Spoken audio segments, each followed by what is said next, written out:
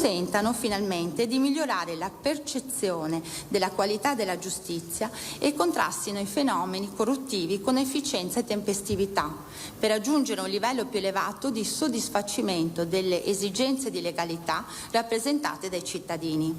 Questa è la dichiarazione di intenti. Non posso non ricordare l'importantissimo lavoro svolto in materia di patrocinio a spese dello Stato. L'avvocatura, per definizione, ha uno sguardo di riguardo verso le persone deboli e il Consiglio si occupa costantemente, con attenzione e celerità, alle domande di ammissione del patrocinio a spese dello Stato. L'Avvocatura ha mantenuto, nonostante la pandemia, un'attenzione particolare per gli studenti, concorrendo a realizzare, assieme alla Corte d'Appello, il concorso Una storia sbagliata, che ha visto la partecipazione di 211 studenti di 10 scuole superiori del veneziano. Il nostro ruolo sociale ci impone, doverosamente, particolare attenzione verso gli ultimi e verso le nuove generazioni. L'Ordine infine ha partecipato con entusiasmo anche all'organizzazione e alla realizzazione della Giornata Europea di Giustizia Civile, che è avvenuta proprio in quest'Aula. Finisco il mio discorso con una citazione del mio caro vecchio Atticus Finch. L'avvocato Atticus guarda la figlia scout e le dice: «Volevo che tu vedessi cos'è il vero coraggio, invece di farti l'idea che il coraggio è un uomo con un fucile in mano. È quando sai che sei battuto prima di cominciare, ma cominci lo stesso e vai fino in fondo qualunque cosa accada. Si vince di rado, ma qualche volta si vince». Noi avvocati abbiamo affrontato con coraggio la pandemia, che è l'uomo col fucile. Ci sono stati lutti dolorosi che resteranno nel cuore, ma non ci siamo mai arresi e nonostante le complicazioni inevitabili che possono derivare dal distanziamento tecnico imposto dalla pandemia, abbiamo fatto di tutto per non essere distanti umanamente. E indubbiamente questa è stata una vittoria. Dedico questo discorso alla cara amica e consigliere dell'Ordine, avvocato Martina Zancan, che purtroppo non c'è più. Vi ringrazio per l'attenzione e auguro buon anno giudiziario a tutti. Grazie. In piedi. No, aspetta.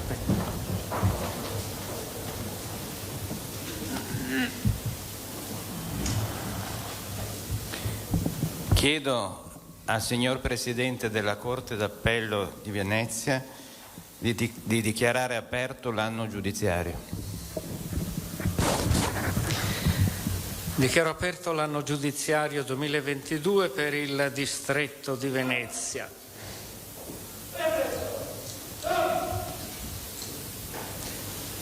Buon lavoro a noi e davvero un sentito ringraziamento a voi.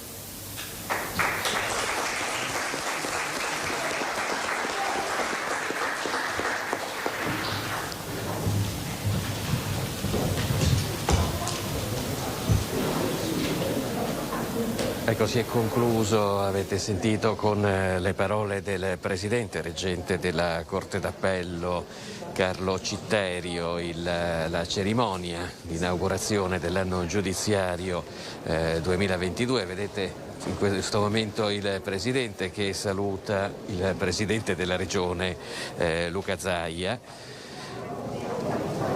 Presente tra le varie autorità, ricordiamo anche il sindaco di Venezia Luigi Brugnaro, con il ministro dei rapporti col Parlamento Federico D'Incà, il patriarca della città di Venezia Monsignor Francesco Moraglia.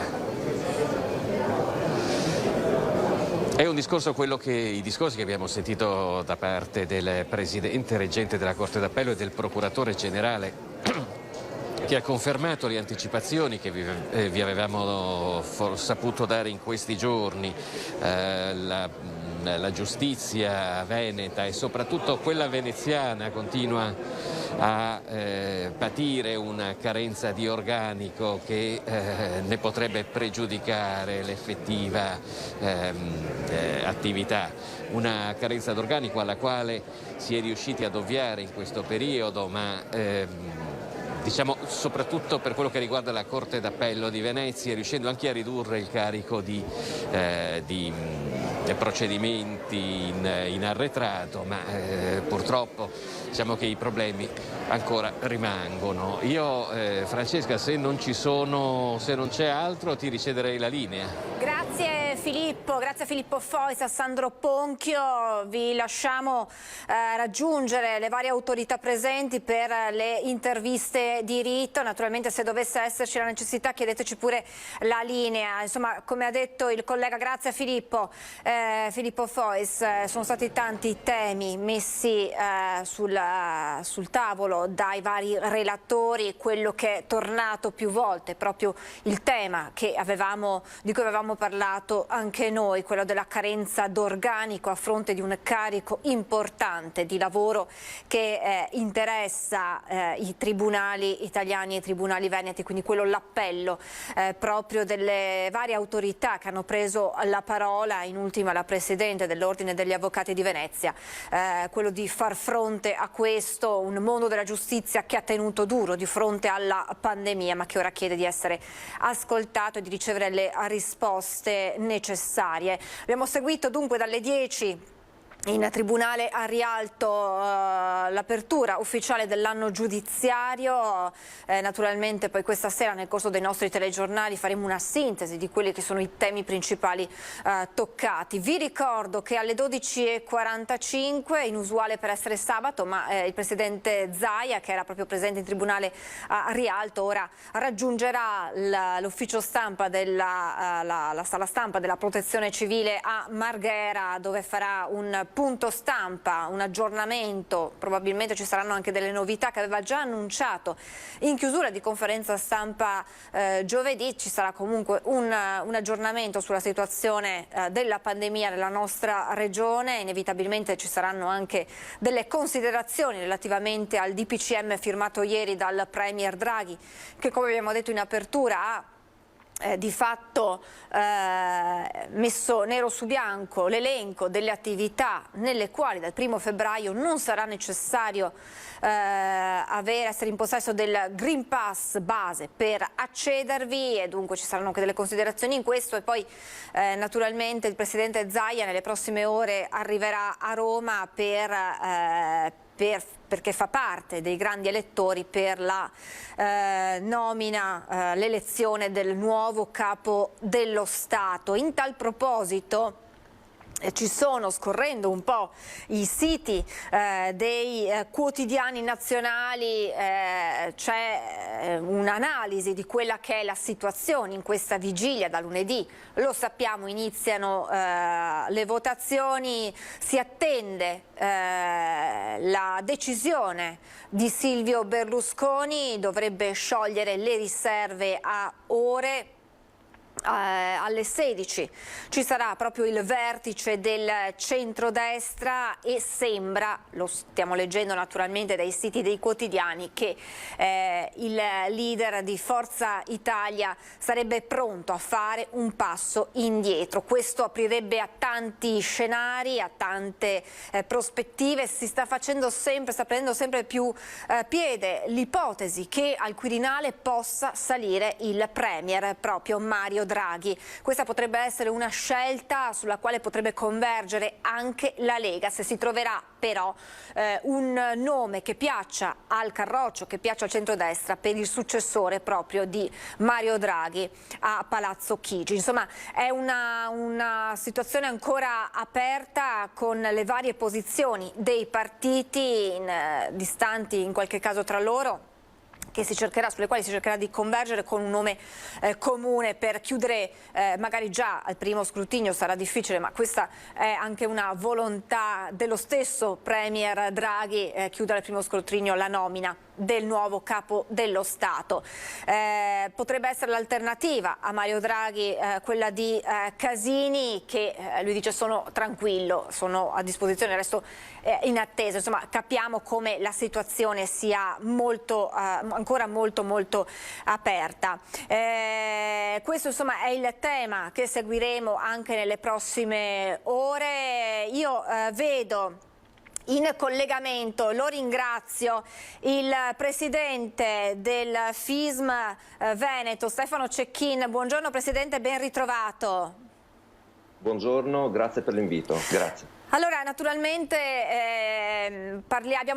stiamo parlando in questi giorni del tema delle scuole, perché con la ripresa delle attività dopo la pausa natalizia è scoppiata quella che insomma era nell'aria, ovvero un'importante purtroppo situazione di positività, di contagi, di quarantene che hanno interessato dai più piccoli ai più grandi, che sta interessando anche i docenti, con un vero e proprio allarme che sta arrivando da alcuni comuni. Allora Presidente, io tra 4 minuti ho una pausa pubblicitaria tassativa, però io le faccio la prima domanda: com'è stata per i più piccoli, che sappiamo avere una storia a sé, le scuole materie, i nidi hanno una storia a sé anche nelle decisioni, nei provvedimenti poi delle quarantene, degli isolamenti, ma com'è stata questa ripresa dopo la pausa natalizia? È andata come ci si aspettava? Allora, che i bambini 0-6 anni d'età non portando, perché non sono in grado di portare la mascherina e non sono in grado, ovviamente non gli si può chiedere, ecco, di rispettare il distanziamento sociale, soprattutto all'interno delle scuole dell'infanzia e degli asili nido, ci aspettavamo ovviamente anche dopo la pausa natalizia di fine anno, dopo le festività, insomma, che alla ripresa ci fossero ovviamente dei casi, e i casi ci sono stati. Diciamo che abbiamo fatto un focus a livello regionale non più tardi di 2 giorni fa per capire come sta andando, chiedendo alle scuole e quindi alle strutture appunto scolastiche dell'infanzia e agli asili nido, alle sezioni primavera, quindi servizi prima infanzia, quindi per l'intero segmento 0-6 anni, noi abbiamo circa il 30% di bambini, il 30% dei bambini totali 0-6 anni d'età in quarantena. Questo è un po' il dato. Presidente, la fermo. Sì? Abbiamo la pubblicità, 30% di bambini, e poi ci dirà anche i docenti, perché anche quello è un altro punto dolente. Allora, pubblicità e poi torniamo con il presidente della FISM Veneto, Cecchin, tra pochissimo. E rieccoci in diretta, abbiamo in collegamento il presidente FISM Veneto, Stefano Cecchin, che ci ha dato i primi dati di quella che è la situazione nelle scuole materne, nella fascia 0-6 anni, quindi anche nidi e materne, dopo il rientro delle vacanze natalizie. Un 30%, Presidente, diceva, di bimbi in quarantena.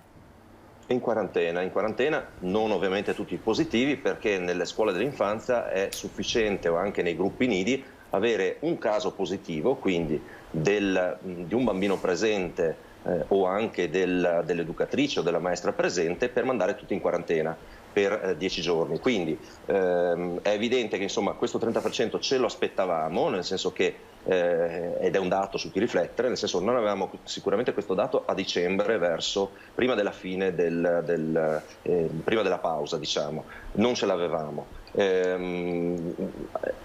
È ovvio che insomma Omicron, la variante Omicron ha fatto il suo, nel senso che poi a gennaio siamo arrivati ad avere questi picchi qui. Adesso le cose stanno lentamente migliorando rispetto alla settimana scorsa e anche a questa settimana. Diciamo che abbiamo visto negli ultimi 2 giorni meno casi, abbiamo riscontrato meno casi, però insomma c'è da fare una riflessione, nel senso che d'accordo che è arrivata Omicron e quindi ha portato poi a valle i contagi che sono avvenuti a inizio gennaio. Però ripresa al 10 in avanti, probabilmente quelle attenzioni che durante l'anno scolastico ed educativo legate alla routine di portare i bambini in un luogo dove esistono delle bolle epidemiologiche, che sono le classi nelle quali appunto i bambini vengono educati, istruiti, eccetera, e quindi si limitano i contatti e si cercano di avere determinate attenzioni. Questo durante la pausa natalizia, la pausa di fine anno e dell'inizio dell'anno, insomma probabilmente questa dinamica di maggiore sicurezza legata appunto a dei comportamenti diciamo un po' più attenti è venuta meno, e questo ovviamente lo abbiamo riscontrato. È accaduto anche per gli insegnanti, Presidente, questo calo di attenzioni che poi si è avuto conseguenze sul numero di positività o comunque insomma di provvedimenti che hanno interessato proprio il corpo docente? Sì, abbiamo 1,5 punti percentuali in più eravamo a circa il 4%, adesso siamo al 5,5% di insegnanti positivi rispetto al periodo precedente. Allora, chiaramente c'è Omicron, è arrivata la variante, però siamo presenti anche qui, probabilmente ecco, è figlia questa percentuale, questo incremento, che tra l'altro è lo stesso incremento che il Ministero dell'Istruzione, quindi il Ministro Bianchi, ha presentato non più tardi di una settimana fa in Commissione. È stato fatto un focus, quindi una relazione sull'andamento della pandemia Covid-19 appunto nelle scuole, e il Ministro Bianchi ha presentato questi dati. Effettivamente anche lui ha rilevato, il MIUR ha rilevato, il Ministero, che effettivamente c'è stato un incremento percentuale di un punto e mezzo appunto rispetto al periodo precedente, quindi al periodo di dicembre. Quindi sicuramente una minore attenzione legata a un comportamento che umanamente è comprensibile, però poi alla fine ci ritroviamo a valle con alcune problematiche che sono quelle appunto di un numero maggiore, un incremento delle quarantene legate alla positività e anche del corpo docente, quindi del personale scolastico, in particolare il corpo docente e le educatrici, che sono quelle più esposte a contatto con i bambini ovviamente, ma anche dei bimbi stessi. Quindi abbiamo un 30% di sezioni attualmente su 1000 scuole e quindi su 2500 sezioni circa, abbiamo il 30% di sezioni ferme con il 30% di bambini, coincide anche questa percentuale, bloccati per le quarantene. Ovviamente il caso è uno per sezione, ci sono poi magari dei casi in cui i bambini positivi sono 2, ma di solito ne basta uno e l'intera ovviamente sezione classe va in quarantena e quindi per 10 giorni non possono frequentare. E come si fa fronte, Presidente, nelle classi, nell'organizzazione a questo 5,5% di insegnanti che non ci sono, di personale scolastico che non c'è? Si fa molta fatica, nel senso che già avevamo una carenza cronica prima della pandemia e degli effetti della pandemia, figurarsi adesso, nel senso che insegnanti con titolo, quindi laureati in scienza e formazione primaria eccetera, non ne troviamo, ne fa fatica a trovare anche lo Stato poi alla volta di agosto-settembre spesso ci porta via tra virgolette le docenti che passano appunto ad insegnare alla statale spesso, quindi c'è una carenza cronica, riusciamo a supplire come fanno le scuole dell'infanzia paritarie comunali, ne abbiamo a Venezia, ne abbiamo a Verona, ne abbiamo a Padova e così via, sono paritarie tanto quanto le nostre, e come fa anche lo Stato andando in deroga rispetto ai titoli. Quindi in cattedra utilizziamo anche personale che non ha titoli, appunto perché la situazione è eccezionale e non riusciamo, pur facendo appunto ricerca e selezione del personale, non riusciamo a trovare personale avente titoli. Tra l'altro questo è un nervo scoperto che hanno sicuramente visto nei prossimi mesi, con calma, con attenzione, ma va sicuramente affrontato il nodo, che è un nodo anche tipicamente veneto, dove abbiamo un ingresso a scienza della formazione primaria all'Università di Padova e di Verona di 200 più 100 unità, 300 complessive. In uscita alla fine del percorso e quindi una volta che si saranno laureati, i laureati sono anche meno, quindi 300 in uscita, in realtà non è così, sono meno, per le esigenze venete delle scuole dell'infanzia paritarie statali e per poi le primarie, quindi le elementari statali, non possono essere soddisfatte appunto da questo contingente. Bisogna sicuramente incrementare la quota veneta in capo a scienza e formazione primaria a Padova e in capo a Verona. 200 a Padova e 100 a Verona in ingresso, in uscita sono ancora meno, sono troppo poche e quindi noi non troviamo docenti aventi titoli, si deve andare in deroga, va in deroga anche lo Stato su questo e quindi gli istituti comprensivi per quanto riguarda le elementari e le loro scuole dell'infanzia, e questo non va bene in una logica anche di qualità che deve essere assolutamente mantenuta, garantita, perché sono opportunità che diamo ai ragazzi di crescita e di crescita integrale, educativa e di istruzione. Quindi sicuramente c'è questo tema. Stiamo avendo i primi problemi anche con le educatrici, quindi finora non era mai capitato, stiamo avendo dei problemi anche con le educatrici, quindi sugli asili nido, come noi ce li hanno anche il sistema delle cooperative, che fa fatica a trovare appunto personale che vada poi a gestire ed entri nei gruppi appunto degli asili nido che hanno in convenzione, in concessione dai comuni, e quindi abbiamo anche sui servizi educativi, che non sono pochi perché legati alla FISM sono oltre 500, legati poi al sistema comunale asili nido sono ulteriori 500, quindi diciamo che il sistema paritario legato alla FISM è legato è ancorato come dati a 1000 scuole dell'infanzia paritarie a livello veneto e a circa 500 servizi educativi sulla prima infanzia, quindi sezioni di primavera e asili nido. A questi si sommano asili nido oltre 500 comunali, quindi voi vedete che poi negli istituti comprensivi esistono le scuole dell'infanzia statali, va bene, e quindi c'è sicuramente una esigenza di personale avente titoli che, ahimè, in Veneto ormai è cronica la mancanza relativamente alle scuole dell'infanzia, e stiamo registrando anche le prime battute d'arresto sulla ricerca e selezione del personale sul fronte degli educatori. Ecco. Questo per quanto riguarda, diciamo, il personale. Presidente, io poi vorrei chiederle, adesso un'altra breve pausa pubblicitaria, si sono tutte concentrate, visto abbiamo seguito in diretta l'inaugurazione dell'anno giudiziario. Volevo però capire esattamente, subito dopo la pubblicità, se ci può spiegare chi allora adesso viene così arruolato e messo nelle classi per seguire i bambini. Ci diceva, siamo costretti insomma di fronte a questa emergenza a richiamare persone, quindi non le ufficiali maestre, diciamo così, ma altre figure. Vogliamo capire insomma di chi si tratta. Pubblicità e poi torniamo con il Presidente Cecchina tra pochissimo.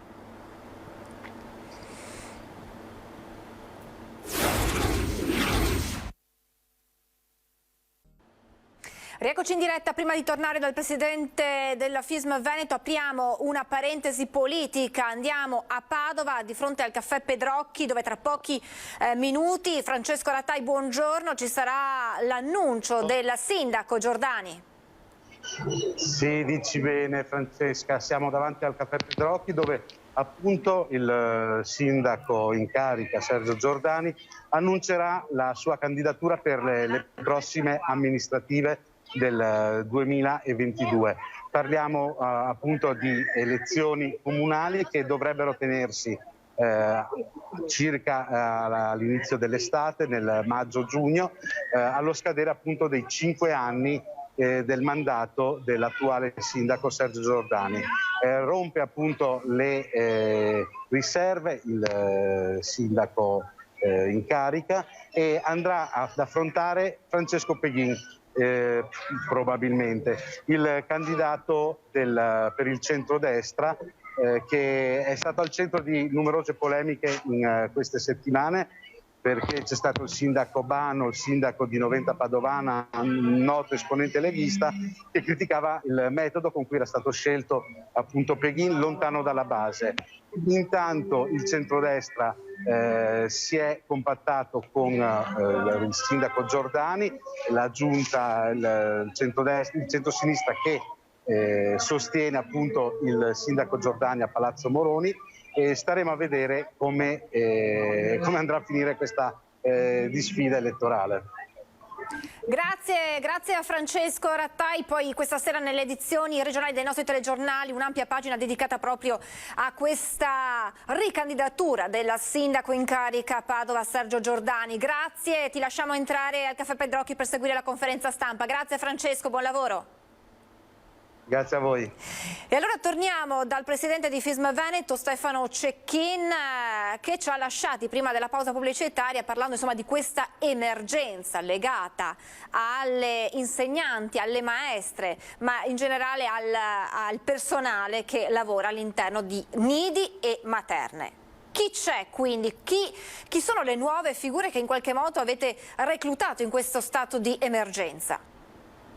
Allora, è possibile derogare dopo aver ovviamente esperito tutte le varie possibilità relativamente alla ricerca e selezione del personale, quindi nel caso in cui non si trovi personale, ad esempio nelle scuole dell'infanzia, è possibile in via eccezionale e a tempo determinato cioè ricorrere ad esempio alle educatrici. Le educatrici ovviamente hanno una laurea perché sono laureate in educazione, in scienze dell'educazione e della formazione, quindi hanno una laurea, tra l'altro si fa riferimento alla laurea L19 ormai da 2 anni a questa parte, e quindi possono andare a tempo determinato in cattedra, appunto, se non riusciamo a trovare delle docenti, quindi laureate in scienze della formazione primaria. Quindi abbiamo educatrici che peraltro sono laureate, oppure abbiamo anche delle studentesse al quarto, quinto anno di scienza della formazione primaria. Già nel 2020 c'era stata una deroga in tal senso da parte della ministra allora Azzolina,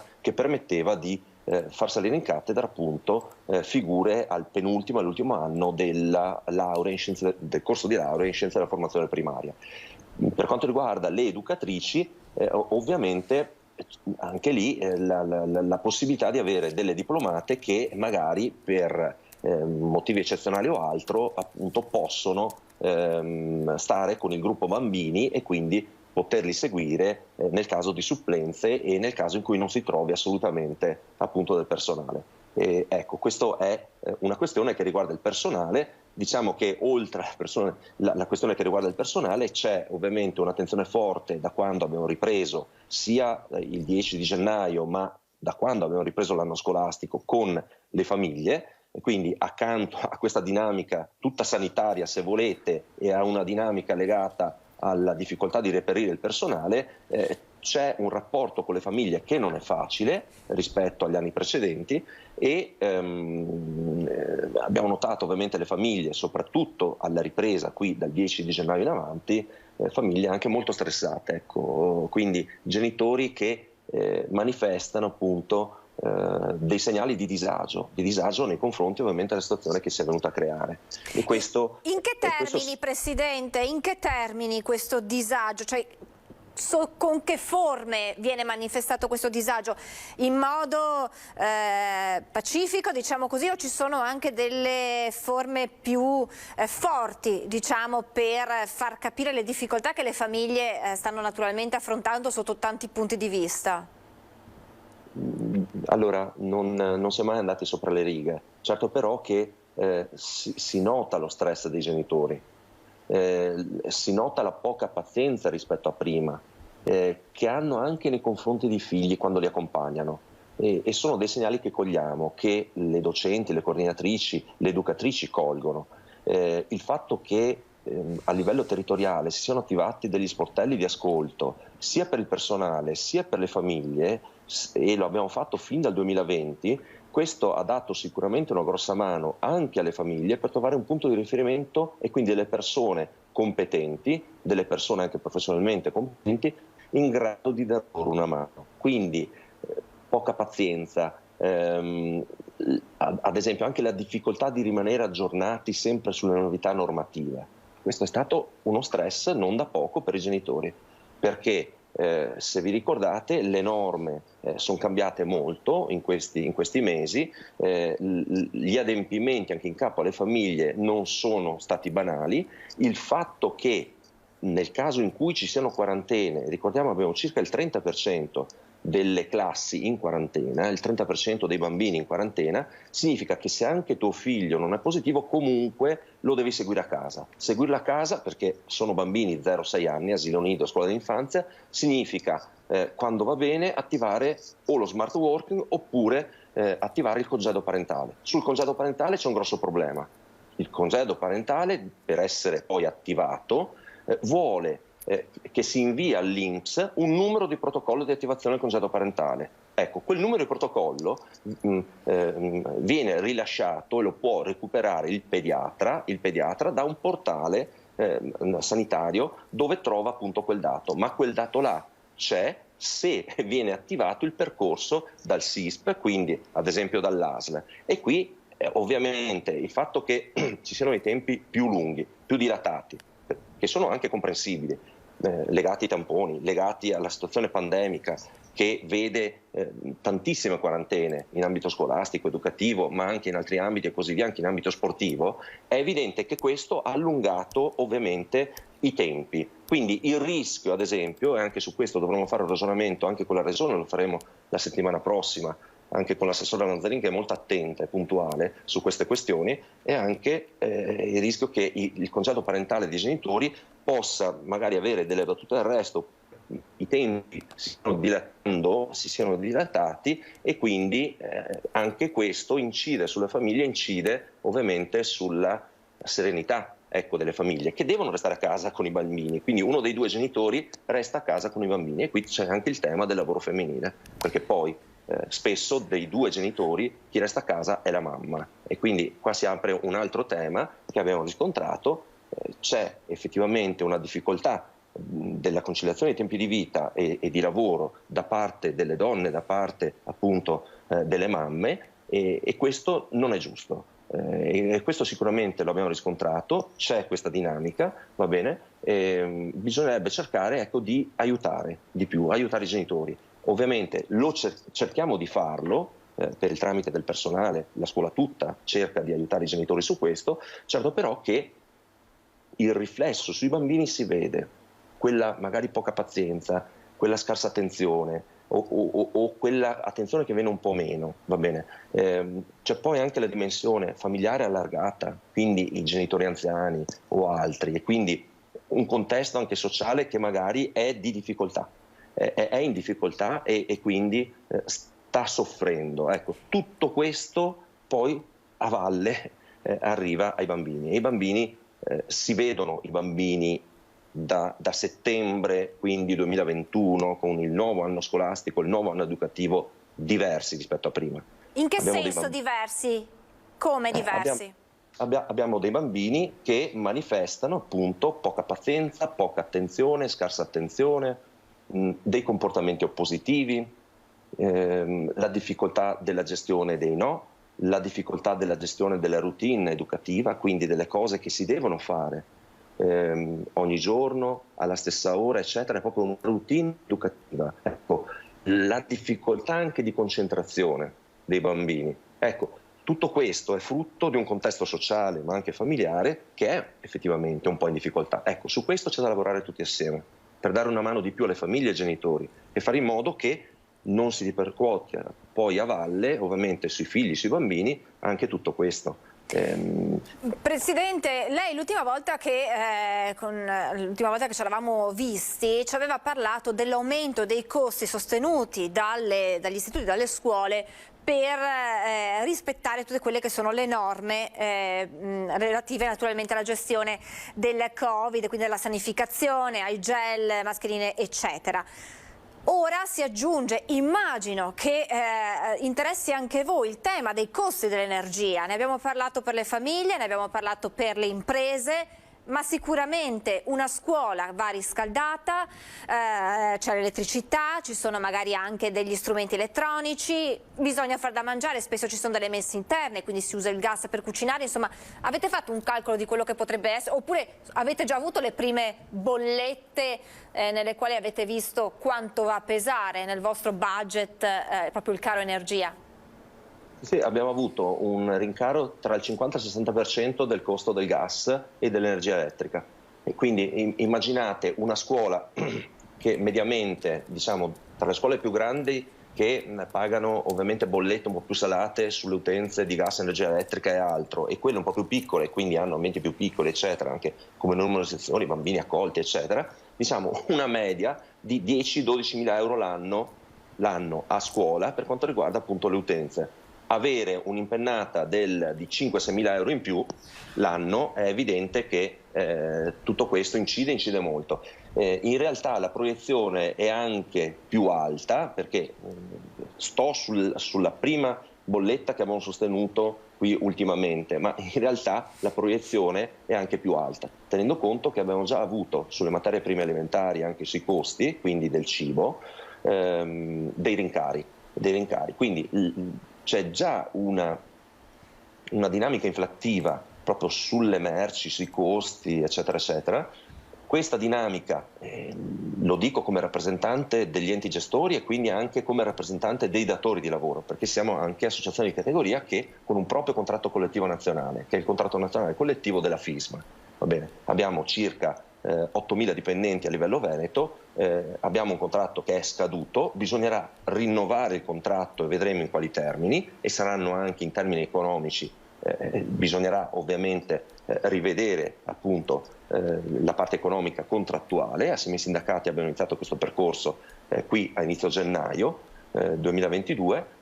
Ovvio che tutto questo si lega anche a una dinamica inflattiva che vede ovviamente erose le capacità dei salari e le capacità appunto d'acquisto dei salari, quindi delle famiglie e delle persone che lavorano all'interno delle nostre scuole. Ecco, quindi c'è anche questa dinamica. Noi ovviamente dovremo fare un tavolo anche con ANCI Veneto su questo, anche un tavolo regionale, perché oltre che chiedere delle risorse ovviamente a chi ha le spalle più larghe, cioè allo Stato, che deve con degli interventi straordinari riconoscere delle risorse aggiuntive, perché non possiamo lasciare i bambini al freddo, non possiamo, non accoglierli quotidianamente, è un servizio essenziale, fondamentale, va bene? Non solo per conciliare i tempi di vita e di lavoro dei genitori, delle giovani coppie, ma soprattutto per dare opportunità di crescita integrali ai bambini, quindi opportunità di futuro, non solo a loro, ma alle nostre comunità. Quindi bisogna mettere una in fila all'altra le priorità. Questa deve essere una priorità in primis dello Stato, che finanziariamente parlando ha delle capacità che la Regione, con rispetto parlando, o i comuni non si possono nemmeno sognare. Quindi lo Stato deve fare il suo, e lo Stato nell'ultima legge stabilità ha messo per tutte le scuole d'infanzia d'Italia 20 milioni di euro. 20 milioni di euro aggiuntivi, cioè stiamo parlando di neanche 1.000 euro a scuola. Allora, così non possiamo andare avanti. Quindi ci deve essere un'assunzione di responsabilità nei confronti dei bambini e delle famiglie, in primis, e anche del sistema che lavora per loro. Un sistema di qualità che fa educazione e istruzione da sempre, e la fa bene, perché basta vedere i test invalsi veneti e anche di altre regioni dove il sistema paritario è molto forte, dove c'è una forte prescolarizzazione sullo 0-3 come anni d'età dei bambini, quindi asili nido, servizi di prima infanzia, centri infanzia, sezione primavera, e poi anche il 3-6 scuole dell'infanzia, abbiamo dei punteggi elevatissimi rispetto al resto d'Italia. Allora, lo vogliamo conservare questo sistema virtuoso? Vogliamo dare opportunità di futuro scolastico e universitario, e poi opportunità anche per il mondo del lavoro, per i nostri figli, per i nostri bambini, e dare un futuro alle nostre comunità, fare in modo di quantomeno, non dico invertire, ma iniziare a tirare un argine anche rispetto alla denatalità. Questi servizi sono essenziali. Quando si va a chiudere un asilo nido o una scuola dell'infanzia è, passatemi, la morte, tra virgolette, di una comunità, soprattutto se la comunità è piccola, soprattutto se è una frazione, soprattutto se stiamo parlando di un ambiente isolano, isole, montagne o ambienti appunto periferici, eccetera. Lì la comunità muore. Dobbiamo assolutamente mantenere questi presidi ed è fondamentale sostenerli. Quindi un tavolo regionale e poi anche con l'ANCI Veneto, con i comuni, la regione, i sindaci li abbiamo sentiti molto vicini, sia nel 2020 che nel 2021, e di questo bisogna ringraziarli. Dobbiamo e possiamo fare di più assieme. Serviranno delle risorse. I sindaci non hanno mai fatto mancare il loro appoggio quando le scuole, per i bambini, per le famiglie, per il personale, hanno alzato la mano dicendo abbiamo bisogno, perché c'è questa difficoltà, c'è questa emergenza. Faremo lo stesso anche quest'anno, faremo lo stesso anche con la Regione. Con la Regione abbiamo un dialogo costante, va bene? Devo dire, l'assessore Lanzarin, l'assessore Donazzani, il presidente Zaia hanno sempre avuto attenzione in questi 2 anni di emergenza verso il sistema appunto dell'infanzia paritario, e hanno assicurato delle risorse importanti in Veneto, portando anche a livello nazionale delle istanze che erano venete. Quando nel 2020, in pieno lockdown, qualcuno alzava la mano qui in Veneto dicendo ma i bambini che fine hanno fatto? Li vogliamo riportare a una dimensione di relazione, di crescita, di educazione, di istruzione? È partito tutto da qua, e è stata trasferita questa istanza veneta in sede di conferenza Stato-Regioni. Si è fatto un tavolo sanitario a livello nazionale su questa questione per fare in modo di riprendere alla frequenza i bambini. Ve le ricordate? I centri estivi, certo, che sono stati attivati ad aprile, a fine aprile e a maggio del 2020. Che cos'erano? Era il tentativo di riprendere i bambini. di rimetterli in una condizione di crescita integrale. Questo dobbiamo fare e dobbiamo assicurarglielo. Non possiamo avere, ve ne dico un'altra, faremo un tavolo qui a Venezia con il Comune di Venezia, ma diventerà un tavolo metropolitano, quindi a livello provinciale veneziano, ma stiamo già ragionando con gli altri miei colleghi delle altre province e con i comuni, quindi con l'ANCI su questo, stiamo facendo un ragionamento su 03, bambini all'asilo nido. Abbiamo riscontrato dopo 2 anni un deficit di linguaggio nei bambini degli asili nido, cosa che non avevamo mai avuto negli anni scorsi. Questo perché? È una cosa banale, la mascherina dell'educatrice non permette di vedere le labbra. Ecco, abbiamo riscontrato un deficit di linguaggio, c'è da fare un ragionamento velocissimo su questa questione qua e c'è da intervenire immediatamente, perché non possiamo poi avere alla scuola dell'infanzia dei bambini che arrivano con un piccolo, se volete, deficit di linguaggio che non si riscontravano negli anni precedenti. Noi dobbiamo garantire assolutamente le migliori opportunità di crescita ai bambini. Questo dobbiamo fare. Lo sappiamo fare bene e abbiamo bisogno della collaborazione di tutti. Assolutamente, noi siamo sempre a disposizione per lanciare questi appelli perché arrivino a destinazione alle istituzioni chiamate in causa. Grazie davvero Presidente, ha dato tantissimi spunti di riflessione come sempre. Grazie a Stefano Cecchin, Presidente FISM Veneto, buon lavoro e torneremo sicuramente ad aggiornarci presto con lei. Grazie. Grazie, buona giornata. Buona giornata. Tra pochi minuti andremo a Marghera per la conferenza stampa del Presidente Zaia con gli aggiornamenti sul Covid, ma vado a salutare Paola Roma, sindaco di Ponte di Piave, ma Presidente della conferenza dei sindaci dell'USL 2. Buongiorno Sindaco, ben ritrovata. Buongiorno Francesca, buongiorno a tutti voi. Tempo poco ma tantissimi temi, vediamo di toccarli tutti. Sindaco, iniziamo con la questione scuole, perché? Perché, lo ha detto anche il Presidente della FISM, boom di positività dopo la ripresa delle lezioni, dopo la pausa natalizia, una questione che riguarda soprattutto le scuole primarie, le elementari, dove non c'è alcuna distinzione tra bambini vaccinati, non vaccinati, tra bambini guariti, e questo sta facendo insomma alzare la discussione tra le famiglie. Molti dicono: ma perché dovrei vaccinare mio figlio di questa fascia d'età se poi non ha nessun beneficio una volta che c'è un caso in classe sua? Sicuramente il governo deve decidere dove vuole andare e cosa vuole fare, perché sicuramente portiamo un esempio di una mamma che ha 2 bambini, uno della scuola primaria e uno della scuola secondaria di primo grado. Il bambino della scuola primaria rimane a casa con il caso, il ragazzo della scuola secondaria di primo grado va a scuola, entrambi vaccinati con 2 dosi complete di ciclo completo. Sicuramente quindi questo non significa promuovere la vaccinazione, questo significa, come si diceva, creare delle distinzioni. Ne aggiungo un'altra, quella proprio della differenziazione necessaria che il governo deve fare dei periodi, perché se ho un bambino che è guarito da 2 giorni e sostanzialmente ritorna in una situazione di negatività poi, ma è a casa perché magari c'è il compagno di classe nella situazione della primaria che deve rimanere a casa, non può fare necessariamente una quarantena ancora di 10 giorni. Quindi credo che il governo debba prendere sicuramente una posizione in questo, anche perché diventa fondamentale, e qui ritorno anche a quello che invece riguarda le persone anche più adulte, di quello che diceva il Presidente Zaia. L'appello delle regioni deve essere accolto sostanzialmente dal governo. I positivi asintomatici deve essere presa una posizione sicuramente dal CTS. Su questo ribadisco, perché in situazioni di questo tipo una famiglia con appunto 2 ragazzi, che uno della primaria e uno della secondaria di primo grado, si trova veramente in una disparità allucinante. Quindi l'unica cosa è differenziare anche il periodo rispetto a questo altrimenti paralizza, diciamo, tutta la burocrazia, cioè non per un motivo di sanità pubblica ma per un motivo di burocrazia. Quindi credo che in questo aspetto debba essere sicuramente presa una decisione. In questo, Francesca, mi permetto anche di lanciare proprio l'appello che è stato dato proprio per domani e per domenica per le vaccinazioni ad accesso libero per i bambini nella fascia dai 5 agli 11 anni per il nostro territorio, a San Vendemiano, ad Asolo e all'hub di Villorba, e questo lo ripeto proprio con gli orari dalle 14 alle 19 proprio in tutti e 3 gli hub vaccinali.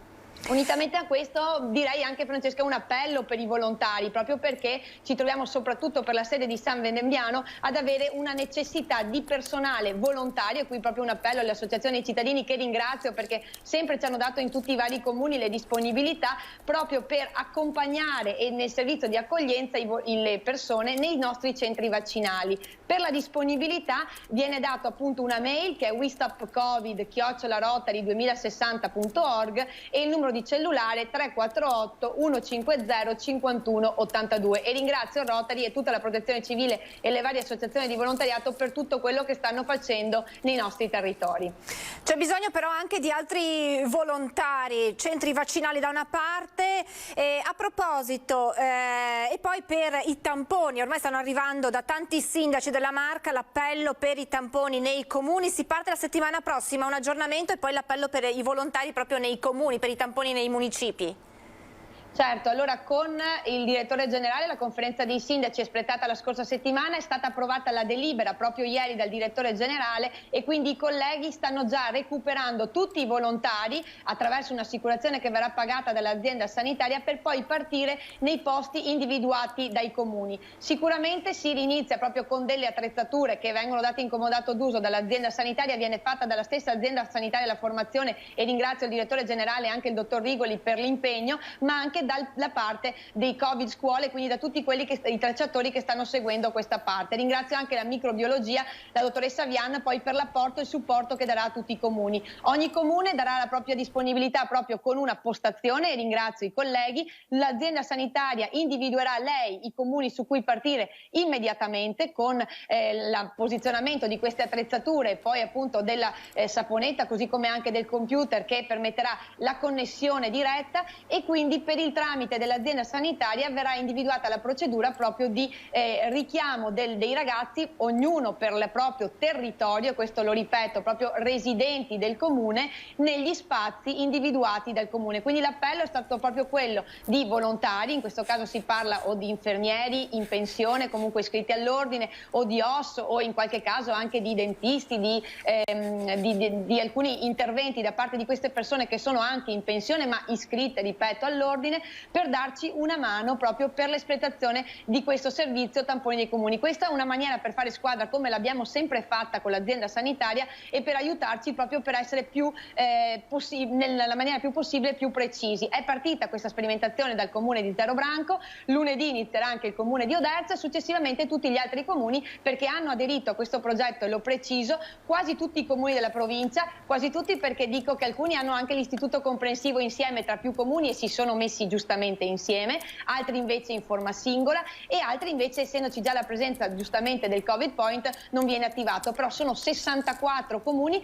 che all'interno contengono anche degli altri comuni, proprio perché, ripeto, c'è un'afferenza a livello di istituto comprensivo, quindi una maniera davvero per dar una risposta di squadra a questa necessità, e ripeto, a titolo volontario. L'azienda sanitaria si occuperà dell'assicurazione appunto dei volontari, come viene appunto assicurato all'interno dei volontari nei centri vaccinali, e successivamente invece quella che l'amministrazione dà è proprio l'assicurazione dei locali.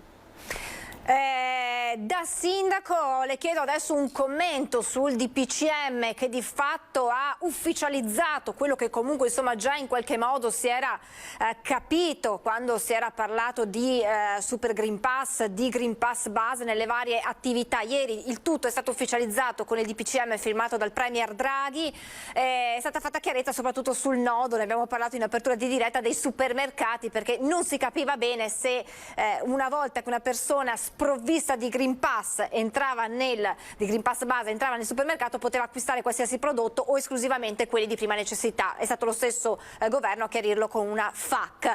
Un suo commento su questo DPCM, che naturalmente poi avrà tutto il ragionamento legato ai controlli che vanno naturalmente a pesare, usiamo il termine pesare perché è un termine che hanno usato gli stessi interessati, sui titolari delle varie attività e sui responsabili dei servizi. Sì, sicuramente anche in questo caso mi sento di dire che una presa di posizione doveva essere più netta e precisa, e questo sta andando a creare veramente dei problemi già alle attività, ma anche, lo pensiamo anche noi nei nostri comuni, quando appunto dovremo fare questo tipo di controllo, perché sappiamo che anche gli uffici postali eccetera, come previsto nel precedente invece DL, devono essere anche questi sottoposti a questo tipo di controlli. Io ripeto e ribadisco che in questa situazione è un'assurdità creare questo tipo di intervento che non va a definire in maniera netta e precisa, e crea per l'ennesima volta tutti quanti poi noi sindaci a dover essere i primi a dare delle risposte alle nostre piccole attività produttive che si trovano con una normativa che non è chiara. Grazie davvero Sindaco Paola Roma, grazie davvero per tutte le notizie che ci ha dato. Andiamo a Marghera, è arrivato il Presidente Zaia. Grazie Sindaco. Però penso che, vista la comunicazione che vogliamo fare oggi con la dottoressa Russo che qui mi affianca, è una comunicazione importante che riguarda, come si può dire, questo percorso verso la semplificazione della vita,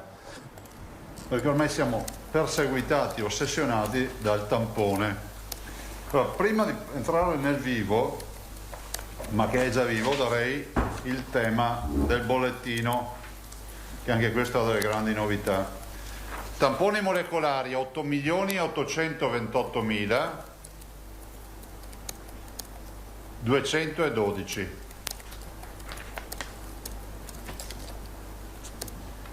Tamponi rapidi 15.671.111. Il totale tra i tamponi rapidi e molecolari, ve lo dico, lo arrotondo io, per meno di 1 migliaio l'arrotondamento, è di 24 milioni e mezzo. Positivi nelle ultime 24 ore 18.773, che su 885.000 tamponi sono il 22,02.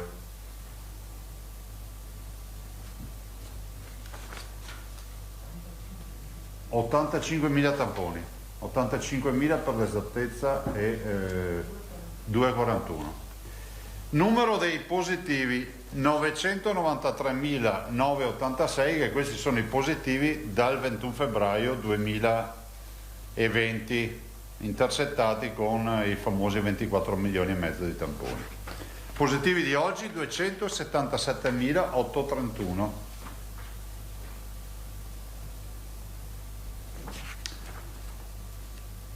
Totale dei ricoverati, eccolo qua, meno 35. 1933 meno 35. Questi 35 meno 21 sono in area non critica, guardate qua il segnale, meno 14 in terapia intensiva.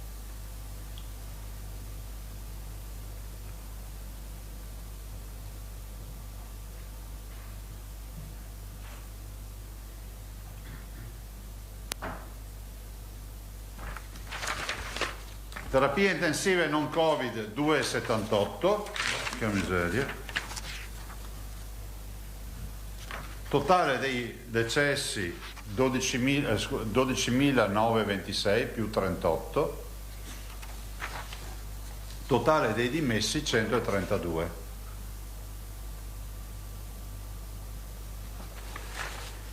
Considerazioni. Avevo detto inizio settimana, voi siete giusti testimoni, questa è la settimana cruciale. E lo è assolutamente, perché questa settimana inevitabilmente avrebbe indicato o indica la direzione. Anche se in maniera timida e con una posizione assolutamente prudenziale, una direzione è indicata. È indicata anche peraltro da tutti gli studi che abbiamo noi. Guardate, vi do solo un grafico, anzi non ce l'ho neanche qua, scusate un attimo solo, ne ho uno che comunque, ecco. Grafico blu, direzione della curva, vedete la curva come ha piegato? Adesso la vedete un po' male perché si sovrappone in questo tratto a a quella rossa. Ecco, considerate che tutto questo spazio tra la curva blu e la curva rossa sono cittadini che non sono stati ricoverati nella seconda ondata, che è una roba paurosa se ci pensate, no? Allora, noi abbiamo, seppur timido, possiamo dire che verosimilmente da un po' di giorni si sta calando. Possiamo dire con certezza che le infezioni ed eventuali, diciamo, leggerezze natalizie e di Capodanno e anche di Epifania le abbiamo sfangate, cioè il conto l'abbiamo chiuso.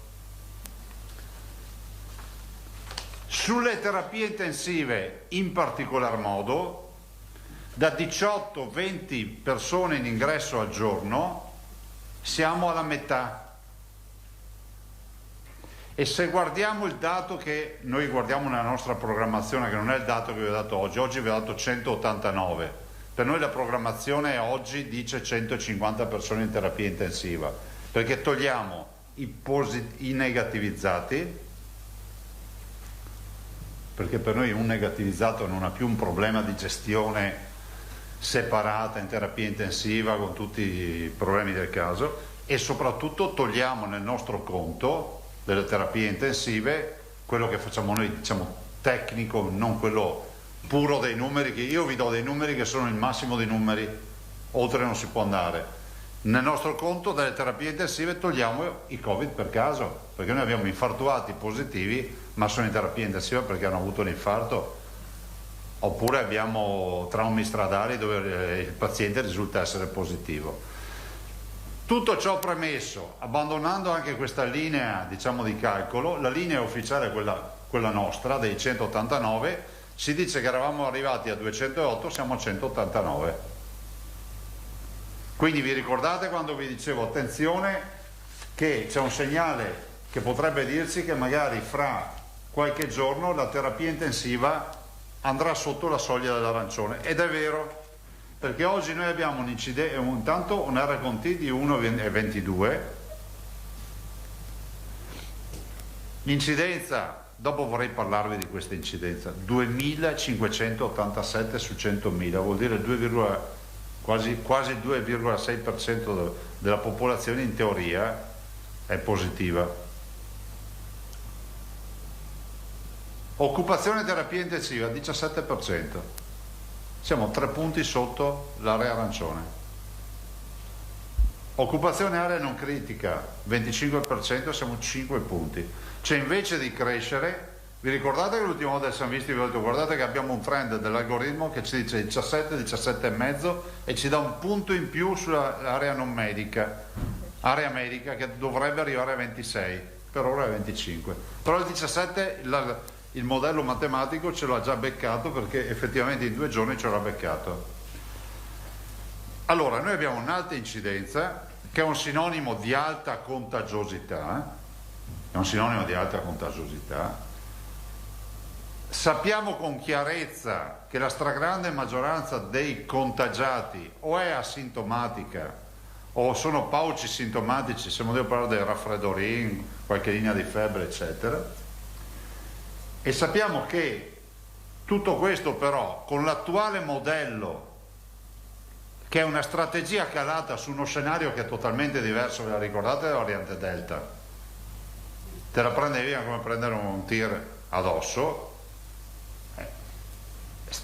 Qualcuno ha detto, Mazzai ha detto che si sta raffreddorizzando il virus. Io dico che è un dato di fatto che se incontrate qualcuno per strada che vi dice ho il tampone positivo, non fate più tre salti indietro, ma gli dite ah sì, da quando? Cioè così, cioè anche culturalmente ci sta. Allora, il che non vuol dire che il virus non crea problemi, perché i problemi ce li abbiamo soprattutto nei non vaccinati. Però cosa vi dico? Vi confermo che noi abbiamo fatto delle richieste che riteniamo valide, partono dalla regione del Veneto. Come al solito siamo stati precursori di alcune iniziative. Qualcuno, ho letto ieri, scrive Zaia fa marcia indietro. Noi non è che facciamo marcia indietro, andiamo sempre in avanti, non abbiamo neanche la marcia indietro noi. ma guardando in avanti dobbiamo prendere atto che lo scenario cambia. In 24 mesi noi abbiamo avuto dei cambi di scenario che, anche se qualcuno continua a dormire sul divano perché si addormenta davanti a Facebook o a Telegram, ricordo questi che si addormentano da quanto lavorano, gli ricordo che siamo partiti da un virus fortemente letale, più di adesso, eravamo nel 21 febbraio 2020, senza nessun'arma, tanto è vero che è stato un virus che ha spianato molte case di riposo. È andato attenuandosi l'infezione, perché comunque resta un virus prettamente, diciamo, respiratorio invernale, basse vie aeree, quindi beccava i polmoni direttamente, polmoniti, la famosa polmonite interstiziale, ve lo ricordate, i microcoaguli, tutte le storie che avete sentito. Siamo arrivati a giugno, cioè siamo andati un po' in pace quel giugno 2020, lasciatemi che ve lo dico oggi di sabato, ci siamo fatti l'estate. Tra l'altro noi siamo stati i precursori della prima apertura delle spiagge, siamo fatti l'estate, siamo tornati a settembre 2020, aprono le scuole, mi ricordo era il 14 settembre, e comincia un po' di turbolenza in volo. Entriamo, diciamo, nel brutto del clima verso metà fine ottobre 2020 e trasciniamo fino al 31 dicembre 2020 con la famosa variante inglese, con tutto quello che è successo, dove abbiamo avuto un'ondata pesante, oltre 7.500 morti, interessate moltissime RSA, ma anche molti cittadini, dove avevamo già degli antivirali ma non avevamo ancora la copertura vaccinale. Chiudiamo le scuole, a differenza delle altre regioni italiane, a gennaio 2021, sfanghiamo l'ondata che si protrae e pesta anche nella primavera molte regioni. Vi ricordo sempre che l'Emilia Romagna chiedeva ospitalità nelle terapie intensive, noi ne usciamo, ci facciamo l'estate, rinizia questa ondata, ma ci dà un vantaggio: i vaccinati ci hanno dato la possibilità di coprire. La variante è una variante di un virus che cambia e continuerà a cambiare. Io penso che anche, come si può dire, il virus ha delle modificazioni, fra virgolette, quando gli studi si dice intelligenti, no? Cioè il virus adesso sta diventando ubiquitario. Quante persone conoscete che hanno preso il virus e che vi raccontano della loro, del loro isolamento da asintomatici o piuttosto che da pauci sintomatici? Allora, perché si dice questo? Perché allora vediamo davanti a tutto questo che alcune modifiche si possono fare. Allora, il popolo è angosciato da sta fase di piano di sanità pubblica di tamponi a tutte le ore. E guardate che lo dice una regione che ne fa tanti e ha sempre creduto nella politica dei tamponi. Ma è, come si può dire, davanti a questi numeri però bisogna guardare in faccia la realtà e pensare che se ho un bimbo a scuola positivo, scuola primaria, forse, lo dico da profano, la politica è più adeguata stile Morbillo quando noi eravamo piccoli, se ne sta a casa il bambino e non chiudiamo tutta la scuola e gli altri continuano a stare a scuola. Oggi invece quei bimbi vanno a casa, hanno un tampone al T0, un altro tampone a 5 giorni, poi dopo 10 giorni torneranno a scuola e parlo di bambini in quarantena, non bambini positivi. Dopodiché torneranno a scuola, ci sarà il secondo caso che li rimbalza a casa. Noi non possiamo pensare che questo sia il tema. Allora, modificazione della definizione di caso è fondamentale, lo dice la dottoressa Russo, lo dice l'CDC, lo dicono ormai gli organismi internazionali, che poi sono le cose che voi leggete, no? Cioè quando leggete nella stampa internazionale che sta accadendo qualcosa, fra l'altro The New York Times ieri ha fatto un bel pezzo sull'amore nel Covid e parla di tutto quello che ha creato nei rapporti di coppia, ma è stato fatto un grande studio rispetto anche ad esempio ai dibattiti familiari quando in coppia c'è un pro-vax e un no-vax, quando c'è un pro tamponi, cioè, e quindi anche lì è una bella analisi. Però torniamo a bomba. Quindi l'ECDC sostanzialmente dice cose che si stanno già applicando, e se la definizione di caso è che noi ci dobbiamo occupare del sintomatico, capite che cambia la strategia in maniera importante. Allora, si può anche non essere d'accordo, perché è innegabile, ma non vero al 100%, che il positivo senza sintomi può infettare. Dopodiché abbiamo visto che il vaccino non crea l'automatismo, però è altrettanto vero che se mantenessimo come dogmatico questo principio davanti a un virus che non dà più alta letalità e alta ospedalizzazione, vuol dire che noi andremo avanti a testare gente che sarà positiva, che lo potrebbe essere anche per l'influenza o altre robe. Perché se tanto mi dà tanto, allora vuol dire che forse qualche ragionamento va fatto. Allora, modificazione dello stato della definizione di caso per noi vuol dire concentrarci sui sintomatici. Dopodiché, allentando pian piano i cordoni e il piano di sanità pubblica, io non dico on-off, ma rispetto a tutto il popolo degli asintomatici, cioè di chi non ha sintomi, è ora di pensare che il sistema degli isolamenti e dei tamponi deve scendere. Tanto è vero che nel documento che noi proponiamo diciamo che il vaccinato con 3 dosi per noi deve farsi, se asintomatico, solo 3 giorni di quarantena. 3 giorni erano, no? 3 giorni di isolamento. Sì, scusa, di isolamento. Contact tracing è saltato. Contact tracing è, come si può dire, resta un puro diletto degli esperti della chiacchiera che non sanno cosa vuol dire fare il contact tracing a 20.000 persone al giorno. Nel manuale è ovvio che c'è scritto che bisogna fare il contact tracing, cioè chiamare a casa chi è positivo e spiegargli tutto. È impossibile farlo con 21.000 persone. Ovvio che ci saranno dei soggetti fragili, penso alle RSA o ai soggetti fragili in generale, per i quali bisogna avere un'attenzione particolare, no? In questa modifica. Togliere il Covid per caso dalle contabilità ospedaliere e rivedere il sistema dei colori.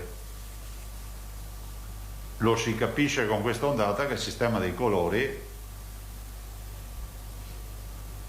va riformulato, o meglio va riformulata un'altra strategia che si dovrà concentrare sempre di più sul tema dell'ospedalizzazione. Ovvio che se l'ospedale va sotto pressione bisogna fare qualcosa, però è altrettanto vero che questo sistema dei colori, vi ricordo, è tarato su settembre 2020.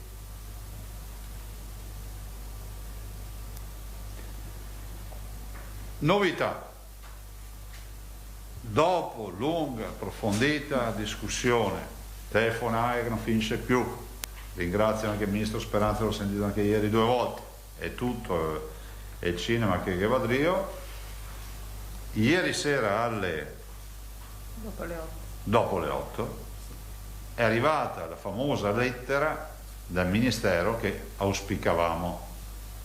E allora, udite, grazie alla delibera che abbiamo fatto, che recepisce già tutto, i tamponi di fine quarantena si possono già fare in farmacia per i contatti scolastici e la fine quarantena. Oggi fine quarantena e contatti scolastici, c'è bambina alla scuola primaria che ha collega positivo, è un contatto, va in farmacia a pagamento. No. E No. oggi sì, va Sì, a pagamento, ma da adesso che ve lo dico io no, va gratis. Il fine isolamento, ecco qua, che è un titolo, cioè il positivo che va in isolamento alla fine deve avere, da oggi, che sarà da lunedì perché fine settimana è farmacie, può andare anche in farmacia o anche dal suo medico di base o dal pediatra di libera scelta che praticheranno il test utilizzando un test di prima generazione. Questo era il motivo del contendere. Allora, i fine quarantena, per capirci, contatti scolastici e fine quarantena li potevano già fare i medici di base e pediatri di libera scelta e le farmacie. Oggi cosa si aggiunge? Il fine isolamento, che si può fare medico di base, pediatra di libera scelta, ma ci interessa sottolineare farmacie per il network che hanno dimostrato di essere. Farmacie fanno oltre 60.000 tamponi al giorno, ho visto giornate da 62-63.000. Incarico noi abbiamo messo a bilancio oltre 5 milioni e mezzo di euro, 5 milioni e 5, sono 15 euro a tampone, garantendo al cittadino cosa a questo punto? La possibilità di avere il blocco del pubblico dove ci sarà la prenotazione. Oggi altra novità che vi diciamo per la prenotazione, quindi i nostri Covid point, tamponi, farmacia, medico di base, pediatra di libera scelta, laboratori accreditati che si sono messi in scia. Ovviamente adesso oltre al fine quarantena ci aggiungiamo il fine isolamento, cioè il fine isolamento del positivo che deve certificare la sua negatività per tornare a vivere in maniera libera. Nella delibera abbiamo aggiunto altra informazione: priorità nei nostri Covid point agli under 12, cioè ai bambini, ai ragazzi sotto i 12 anni, evitando le scene di 5-6 ore di attesa in macchina per un bambino di 2-3 anni, e ovviamente ai fragili disabili. Nei ponti pubblici. Vado ad esaurire il discorso dicendo cosa? Dicendo che oggi presentiamo, oltre a questo, una piattaforma alla quale abbiamo lavorato, che dice cosa? Dice che nel momento in cui sei positivo, entri come per prenotarti il vaccino con la stessa modalità e ti prenoti il tampone. A 7, te lo spara già a 7 giorni o a 10 giorni in base al tuo stato vaccinale. La piattaforma parte da lunedì, dopo la dottoressa Russo vi darà tutte le spiegazioni. Se hai lo SPID, attenzione, entri sempre la tessera sanitaria o codice fiscale le ultime 6 cifre, ma se tu hai lo SPID puoi fare anche una roba in più: il certificato di fine guarigione e anche l'inizio di isolamento. Allora, non venitemi a dire martedì, anche verso a Roma, e quindi non ho tempo di rispondervi, che c'è un inghippo, non funziona. Allora, sentite, piuttosto di niente è sempre meglio piuttosto. Lunedì partiamo. Intanto tutti possono prenotarsi, speriamo che il sistema funzioni, il tampone di fine isolamento o di fine quarantena, quello che è, dipende. Se poi uno anche riceve la negatività del suo tampone, vuole via SPID farsi anche il certificato di fine guarigione o l'inizio isolamento, se lo può fare con lo SPID. Allora, premesso che lo SPID non ce l'ho neanche io, c'è una strage, no, non ce l'ho lo SPID. Perché? Lo so, io non ce l'ho, cosa volete che lo dica? Lo farò, cioè. Sì, vabbè, facciamo un appello tra i 20 a vedere quanti ce l'hanno. Mia moglie ce l'ha, per dire, io non so mai tempo a mettermene. Allora dicevo, rispetto a questo, chi ha lo SPID può fare queste due robette. In generale abbiamo garantito, come facciamo per i tamponi, la possibilità scusate, per i vaccini la possibilità di prenotarsi. Chiedo un minimo, come si può dire, di comprensione, perché stiamo facendo uno sforzo immane. Siamo gli unici che stanno mettendo in piedi una macchina che io spero anche che non serva a niente, che poi si chiuda tutta sta storia qua e finisce là. Quindi adesso cosa accadrà? Che quando c'è il positivo già da lunedì arriverà un messaggio. Ti arriva un messaggio che ti dà il link per entrare e fissarti il tampone. Se non hai il telefono, ti telefonano. Capite che è una forma di contact tracing anche questa. Domande, ragazzi? Allora cominciamo con Tosato e poi andiamo avanti. Prego. Buongiorno Presidente. Ci esplicita in maniera ancora più chiara, è stato molto dettagliato, ma insomma in estrema sintesi, questo nuovo percorso vale per tutte le persone che risultano positive e che devono iniziare un percorso di isolamento oppure devono uscire dalla fase di isolamento. Sì. Ecco, e si prenotano il tampone. E si prenotano il tampone. Come prenotarsi il vaccino? Il tampone è gratuito nei point pubblici? Dappertutto. Anche in farmacia? Sì, perché lo paghiamo noi. Ah, ecco.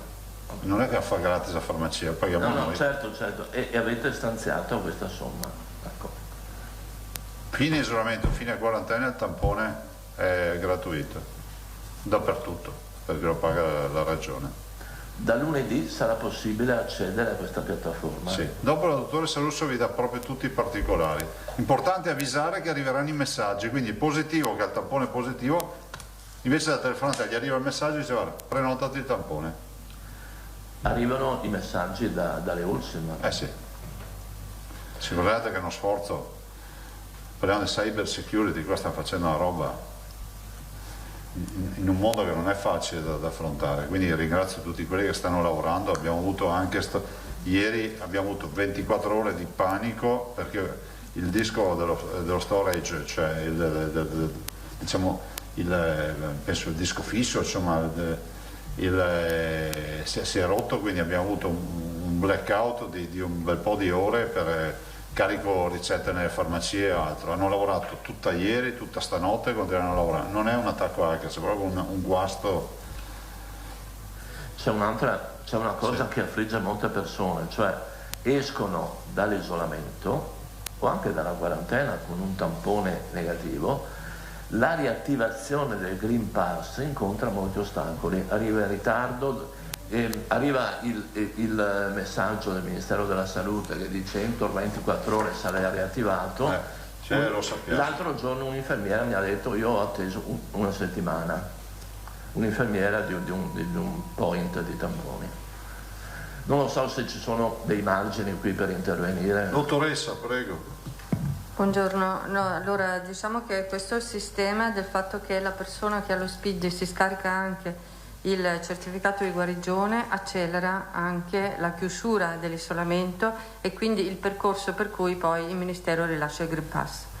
Perché cosa succedeva? Cosa succede? Che se non si riesce a fare tamponi di fine isolamento, la persona che deve chiudere oggi, che ne abbiamo, faccio per dire 22, lo chiude invece lo fa domani o dopodomani, questo allunga i tempi della sua mancanza di Green Pass e quindi di ripresa dell'attività. Quindi questo percorso che abbiamo messo in piedi e che speriamo di poter anche estendere anche come per il Green Pass a coloro che non hanno lo SPID, come diceva il Presidente, ma accedendo come per le prenotazioni, ma abbiamo bisogno di un'autorizzazione un'autorizzazione vera e propria, allora tutti potrebbero in tempi più definiti avere la possibilità di scaricarsi nel momento in cui arriva il test negativo anche il certificato di guarigione e quindi attivare il Green Pass. Quindi andiamo proprio in quell'ottica per accelerare questo percorso, visto che senza Green Pass non si può andare, non si può fare nulla. Considerate che per le vaccinazioni, vi ho dato 2,5 milioni di booster abbiamo fatto ad oggi e abbiamo superato i 10 milioni, lo sapete già, di vaccinazioni, 10 milioni e 60.000, ieri abbiamo fatto 37.000 vaccinazioni. Martina Zambon, poi Anna Vanzan.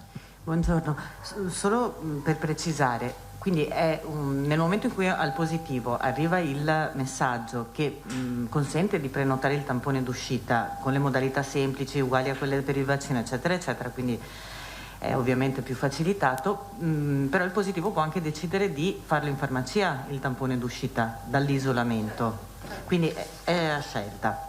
Perfetto. Però non si prenota in farmacia, cioè si prenota chiaro, tramite la farmacia, la nostra piattaforma vale per i centri tamponi nostri. Certo. Esatto, e quindi voi contate che ci sia comunque una parte di popolazione che sceglierà di andare in farmacia, alleggerendo comunque il sistema dei Questa è la tamponi strategia, okay, di diluire al massimo i flussi. Chiaro, e infatti ci sarà una priorità d'accesso, dicevate, per gli under 12, per i fragili disabili, ai centri pubblici. Ok. Invece vorrei tornare un attimo sui dati. Allora, sì, vediamo che cala il numero dei carichi giornalieri di nuovi ricoveri. Non mi ricordo il numero preciso, abbiamo detto meno 35 oggi, sì, però comunque abbiamo sempre questa quota di decessi abbastanza alta, 38. Allora mi chiedevo che profilo hanno questi. Ma guarda, ti do un dato. Sta cambiando, vedevo stamattina dei dati, se tu guardi gli over 80, allora ad esempio i booster decessi, che sono minimali, sono tutti over 80, sono tutti persone che diciamo con pluripatologie, comorbidità, cioè non sono decessi Covid. Quindi dovete calcolare che molto spesso nella quota dei decessi ci sono dentro decessi Covid, come l'abbiamo detto da 24 mesi, ogni volta c'è la polemica, ma perché alcuni sono Covid per caso, questo lo si sa. E lo si vede in particolar modo perché negli over 80 che hanno il booster, tu ti ritrovi, mi sembra stamattina vedevo un dato, in un anno un 3%, un 3,5% di ricoveri, e guardate, oggi l'ho guardato, aspettate un attimo, vedevo una tabella stamattina che mi è arrivata da un ULS, scusate ve lo dico subito, un attimo solo.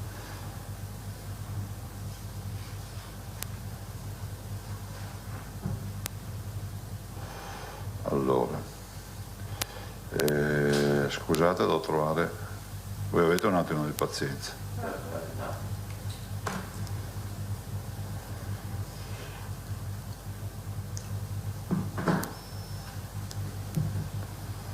Eccolo qua. Allora, vi do un dato, eccolo qua. Questo è un dato grezzo, Diciamo grezzo, il dato è buono, però poi le analisi sono più serie di come le faccio io. Allora, su un totale di sostanzialmente, fatemi vedere qua, ecco qua. Allora, vi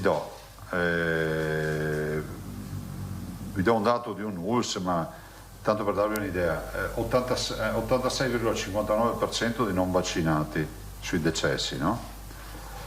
Però stiamo parlando di un anno, quindi dal 1° gennaio 2021. Però a me interessa dirvi questo, di questi solo, se sono 368 i non vaccinati, di quelli che hanno dose booster sono 15, che equivalgono al 3,53%.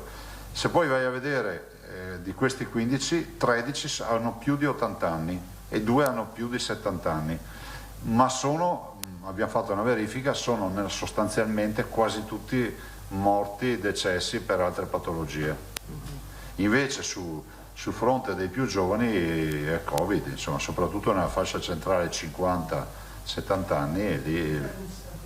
No, questa era 4.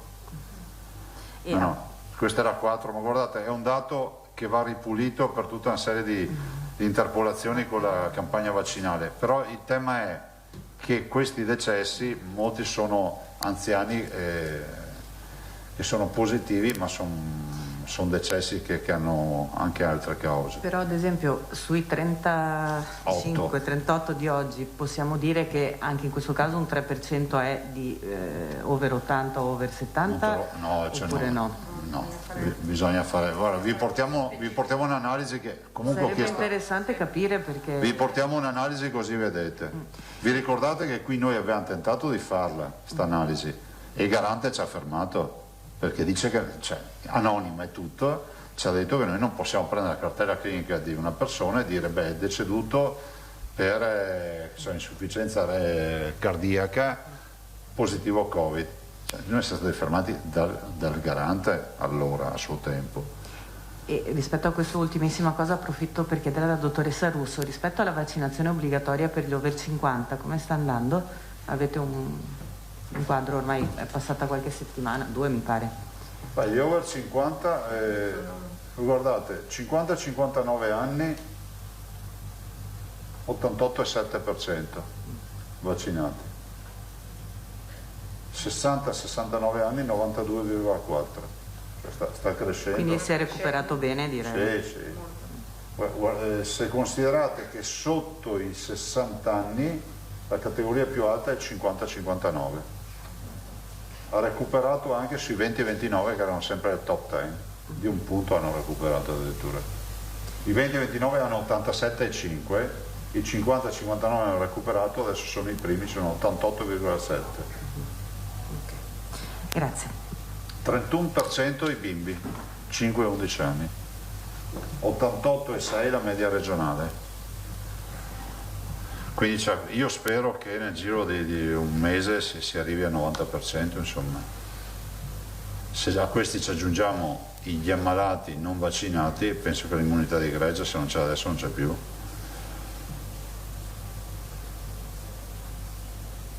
Ad Avanzano.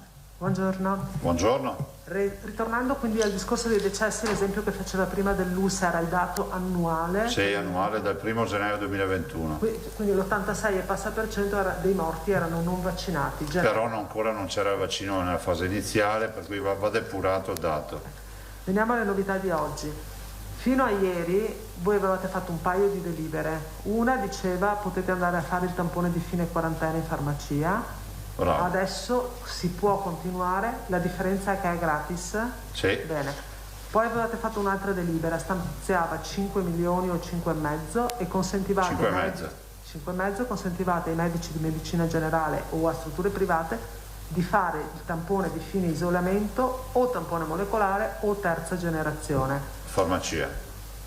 Adesso aggiungete farmacie privati. No, diciamo che adesso che questa delibera diventa sostanzialmente che una, 5 milioni e mezzo, anche il fine isolamento. Quindi resta quella delibera là, solo che togliete il terza generazione e mettete prima? Sì. Ho capito giusto? Aggiungiamo la prima generazione, se poi uno vuole fare in terza lo fa. Va bene, e l'importo, lo stanziamento è sempre 5,5. 15 euro a tampone pagati dalla regione. Di prima generazione. Sì, sì. E rimane 40 e 20 per gli altri due, giusto? Sì, in base agli accordi che hanno fatto, adesso non mi ricordo, mi sembra 40 terza generazione. No, 40 molecolare e 20 terza. Va bene. Era una delibera precedente di qualche settimana. Sì, di qualche settimana fa. Comunque guardate, è una piccola grande rivoluzione, perché comunque a questo punto facendo appello a medici di base, pediatri di libera scelta e soprattutto farmacie che hanno spinto tanto, spero che i cittadini possano vedere sparire questa angoscia delle code, perché veramente è una roba che sia chiaro che c'è in tutto il Veneto e in tutte le regioni italiane questo discorso, anche se qualcuno va a far finta di vederle solo in alcuni posti. Sì, Presidente, però ne parlavamo anche la settimana scorsa, altre regioni si erano mosse prima dando il via libera. Voi avete aspettato la lettera del Ministro, ce la potete dare? Sì, sì. Tant'è vero che c'è stata una lettera. Se non serviva la lettera, no? Vista la sensibilità che c'è in Veneto rispetto a queste cose, meglio evitare. A me spiace i cittadini, ma purtroppo qui stiamo parlando di salute pubblica. È una scelta che può sembrare assolutamente, come si può dire, sensata, davanti a un guaio sanitario diventa una scelta da procura.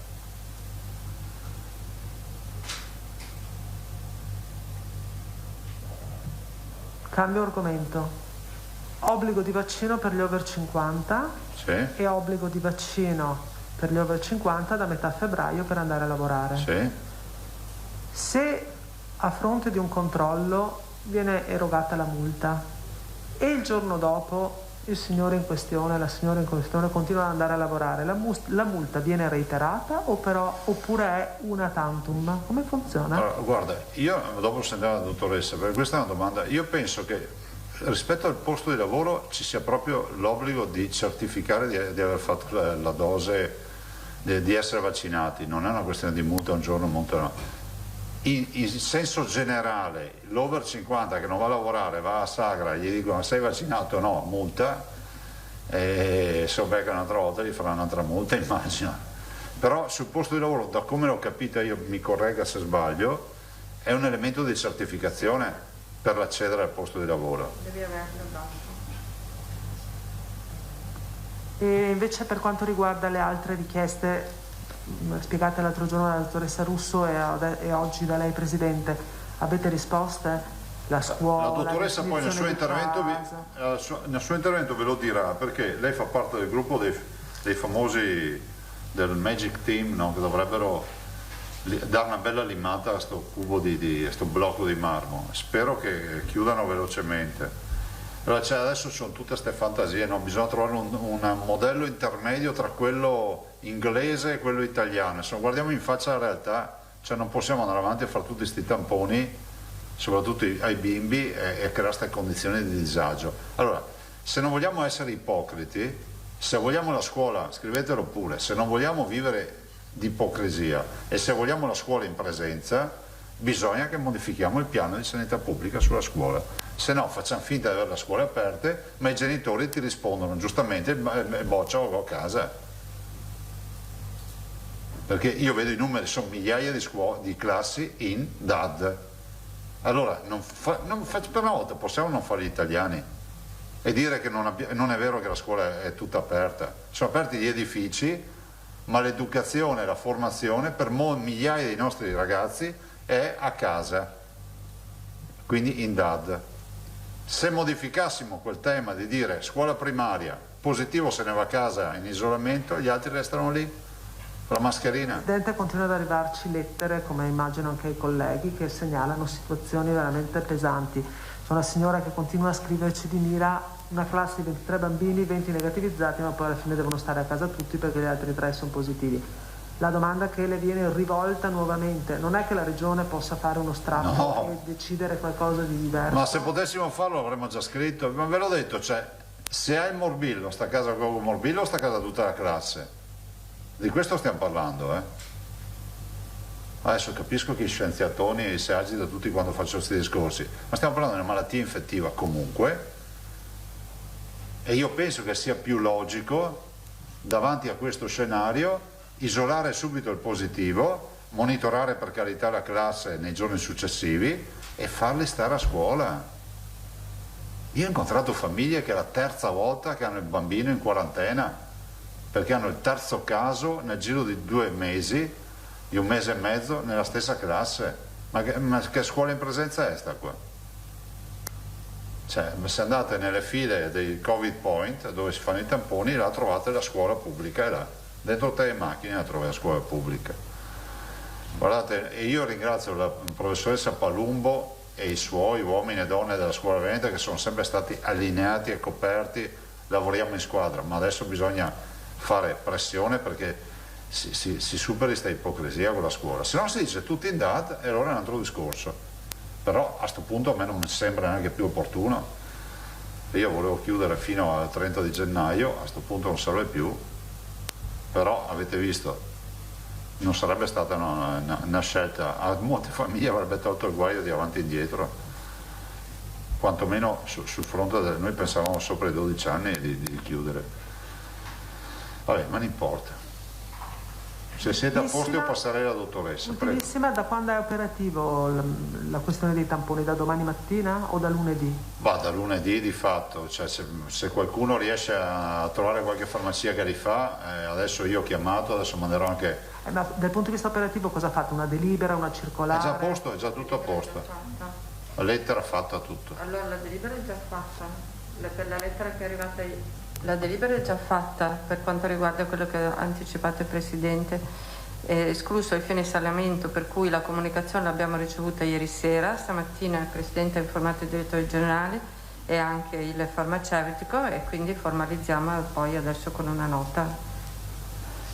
Però sono già state avvisate, mi diceva la dottoressa Scrocaro, che saluto, so che ci sta seguendo, le associazioni delle farmacie. E i direttori generali hanno così, diciamo, in fretta avviseranno i medici tramite le cure primarie e i pediatri di libera scelta, in maniera tale che, insomma, che entreremo a regime già da lunedì. Però insomma, se uno oggi trova una farmacia virtuosa che ha ascoltato e dice che può fare, autorizzo ufficialmente a fare il tampone di fine isolamento in farmacia, paga la regione, ecco, è come una delibera quasi, nel senso che abbiamo già stanziato i soldi sperando che i cittadini tribulino di meno, perché non possiamo andare avanti così. Io vi ringrazio, noi non ci vediamo. Sagato. Se consente una fugace digressione così extra Covid. Era un altro che diceva se consente. Appunto, vede che ci avviciniamo al tema. È quasi freudiano sto secondo. No, insomma, lei adesso si appresta a migrare nella capitale per partecipare alle elezioni. Giusto, migrare. Per partecipare all'elezione del Presidente della Repubblica, insomma, no? Allora, al di là degli ordini di scuderia di Berlusconi. Sì, ti dico il nome adesso che No, se mi lascia. Al di là quindi degli ordini di scuderia, delle logiche di partito, di Berlusconi, di Salvini, di Draghi. Cioè, con che spirito lei si appresta a compiere questo che è un compito costituzionale? Ecco. Ma io ci vado con entusiasmo, ci vado peraltro per la terza volta. E quindi mi scuso con i cittadini se non sarò qui a presidiare in Veneto, ma il Veneto è in buone mani e poi ci sentiamo in continuazione. E poi le nuove tecnologie, ragazzi, ci permettono di fare cose che qualche anno fa era impensabile fare, lo sapete meglio di me. E io ho partecipato all'elezione del Napolitano 2, del Mattarella, di Mattarella, adesso di questo nuovo presidente. Ho appreso da queste esperienze che tutto si decide nell'ultimo miglio. Adesso vedo una situazione di riscaldamento a bordo campo con la squadra ancora negli spogliatoi che c'ha ancora la giacca a cravatta su, che deve ancora mettersi sulle braghette per andare in campo. Lunedì immagino ci saranno, diciamo, le prime procedure e poi vedremo. Spero ne esca un presidente che rappresenti i cittadini, che sia un'elezione, diciamo, assolutamente condivisa e che sia un inguaribile impenitente autonomista, perché comunque la Costituzione gli permette di fare questo. Allora, in un momento storico nel quale usciamo da una pandemia che è biblica, che è come un conflitto mondiale, abbiamo 229 milioni di euro del PNRR, siamo in un Big Bang della storia pauroso. Qui c'è un presidente che creda che la modernità dello Stato non passa solo attraverso i fondi comunitari, ma anche attraverso riforma dell'ossatura dello Stato in maniera federale. Magari vi terremo informati degli sviluppi. Facciamo così. Facciamo così. Vi lascio la dottoressa Russo, che è molto più brava e più informata di me. Prego. Una volta tanto i cittadini non sono tutti uguali, cioè i parlamentari positivi possono andarlo a votare, il Presidente. Io ho letto anch'io questa roba. Allora uno normale prende la multa, un cittadino normale, e invece un parlamentare positivo può uscire di casa. Considera che ho letto sta roba. Cosa pensa? Potrei dire anche quasi niente, nel senso che me lo sono posto anch'io sto problema, no? Dico, della disparità di trattamento. Poi ho cominciato a vedere commenti di costituzionalisti e ho visto che gli hanno fatto una specie di padiglione esterno, quindi votano su un parcheggio. Sembra che ci sia un limite costituzionale che il Presidente abbia elezione legittima se tutti i grandi elettori hanno votato, quindi, o meglio, non hanno avuto impedimenti a votare, perché uno può anche non essere lì e non votare se vuole, e quindi prendo atto di questo, ma spero e mi auguro sia l'unica eccezione in una condizione di eccezionalità.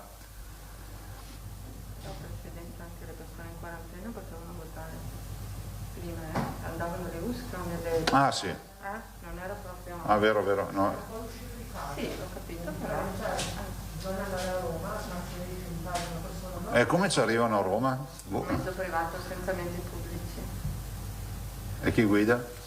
Nessuno non ha la patente? Altro problema. Vabbè, comunque guardate, cerchiamo di venirne fuori. Di certo, come si può dire, il rilievo tutti noi ce lo siamo posto, no? Posti. Bene, grazie ragazzi e grazie veramente per essere qui oggi, mi rendo conto, ma insomma, siccome abbiamo chiuso a sera tarda sto accordo per la lettera, noi ce l'abbiamo la copia del dottor Rezza? Abbiamo questa mail, adesso la scannerizziamo, vabbè, insomma, facciamo Photoshop e mandiamo il messaggio che è contenuto, trasferiamo il messaggio contenuto. Lascio un po'. Grazie.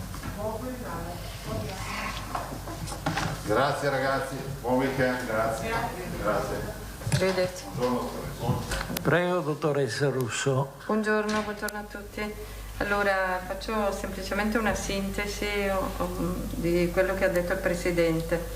Allora, con gli ultimi provvedimenti, se vogliamo ripetere le semplificazioni, quello che abbiamo detto relativamente al fatto di dare maggiori possibilità a coloro che sono positivi o che sono contatti di fare tamponi, abbiamo i contatti scolastici che possono andare in farmacia e quindi questo a carico dei fondi della Regione, quindi non soltanto nei punti tampone, ma per i tamponi T0 e T5 possono anche andare in farmacia. Potevano già andare, ma adesso lo fanno gratuitamente per i fine quarantena. E poi abbiamo aggiunto, a seguito di conferma scritta da parte del Ministero della Salute, si può fare fine isolamento anche con la prima generazione. Allora, la prima generazione viene fatta dalle farmacie e anche dai medici curanti. Quindi sono, soprattutto le farmacie, altre sedi che naturalmente possono aiutarci a sostenere questo tipo di percorso. Volevo fare una precisazione relativamente ai costi e della delibera che dava la possibilità di fare il fine isolamento anche a laboratori privati accreditati che facevano le convenzioni con le aziende ULSS.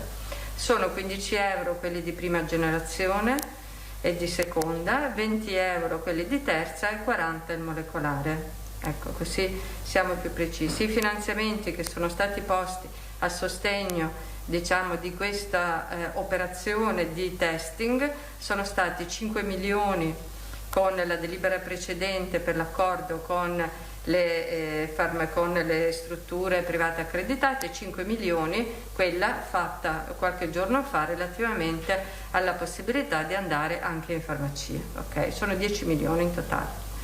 Allora, questo è un po' il conteggio.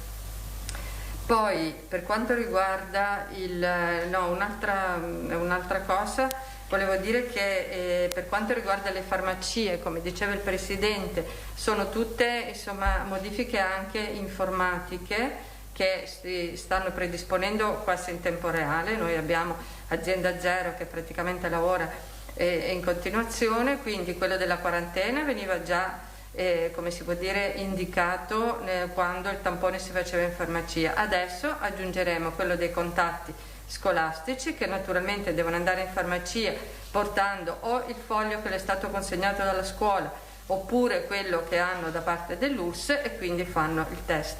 Per quanto riguarda il fine isolamento, anche lì è chiaro che bisogna avere o la mail dell'ULSS oppure del medico per cui sono in isolamento. Volevo fare, prima di parlare della piattaforma, del nuovo portale, anche una precisazione per Alda Vanzan della sanzione agli over 50. Allora, sapete che ci sono due tipi di sanzioni, una di 100 euro per gli ultra cinquantenni che saranno fatti una tantum e quindi è l'Agenzia delle Entrate che si occupa di questo. Per quanto riguarda invece la sanzione lavorativa, per cui se il lavoratore si presenta senza il Green Pass sono 500-600 euro e se la persona si continua a presentare potrebbe anche essere reiterata. Sapete che la persona che va allontanata dal lavoro perché non presenta il Green Pass è temporaneamente a casa, naturalmente non viene licenziata, ma è come assente non giustificato. Questo è un po' il percorso che regola attualmente il Green Pass nell'ambito lavorativo. Queste sono le cose. Per quanto riguarda invece la piattaforma, il portale, allora noi abbiamo pensato che il soggetto che risulta positivo e che rimane a casa e non viene chiamato, perché voi sapete, abbiamo detto anche l'altro giorno, quello che le aziende possono fare col massimo dell'organizzazione è all'incirca coprire il 40-50% dei nuovi positivi. È chiaro che quando abbiamo 20.000, 18.000 soggetti positivi al giorno, una parte di questi positivi non viene contattata. Molto fanno anche i medici curanti perché contattano i propri pazienti, però altri non sono chiamati. Quindi adesso abbiamo strutturato questo sistema che chiaramente avrà bisogno di qualche giorno per entrare in piena autonomia, ma tutti i soggetti positivi che però fanno il tampone presso le nostre strutture, non abbiamo ancora il collegamento con le farmacie e con gli altri laboratori, ma speriamo di farlo, ricevono un SMS con questo link, che poi comunque abbiamo fatto anche una piccola sintesi che passeremo a Reggiani in modo che possa darvela. Praticamente riceve questo SMS, la persona si collega. Nel momento in cui si collega c'è una sezione informativa che dice che cosa significa isolamento, cosa significa quarantena, che cosa bisogna fare. È vero che lo sappiamo perché purtroppo, però l'informazione nel momento in cui uno ha il problema, che è il suo problema, ha bisogno di essere attenzionato. Poi ha la possibilità di accedere alla prenotazione del tampone, come abbiamo detto, questo senza SPID, per cui si collega e si prenota come fa per le vaccinazioni. Quindi c'è proprio l'icona, va lì e si prenota. La data viene calcolata in base alla sua condizione vaccinale, quindi che può essere 7 giorni se permane senza sintomi o 10 giorni.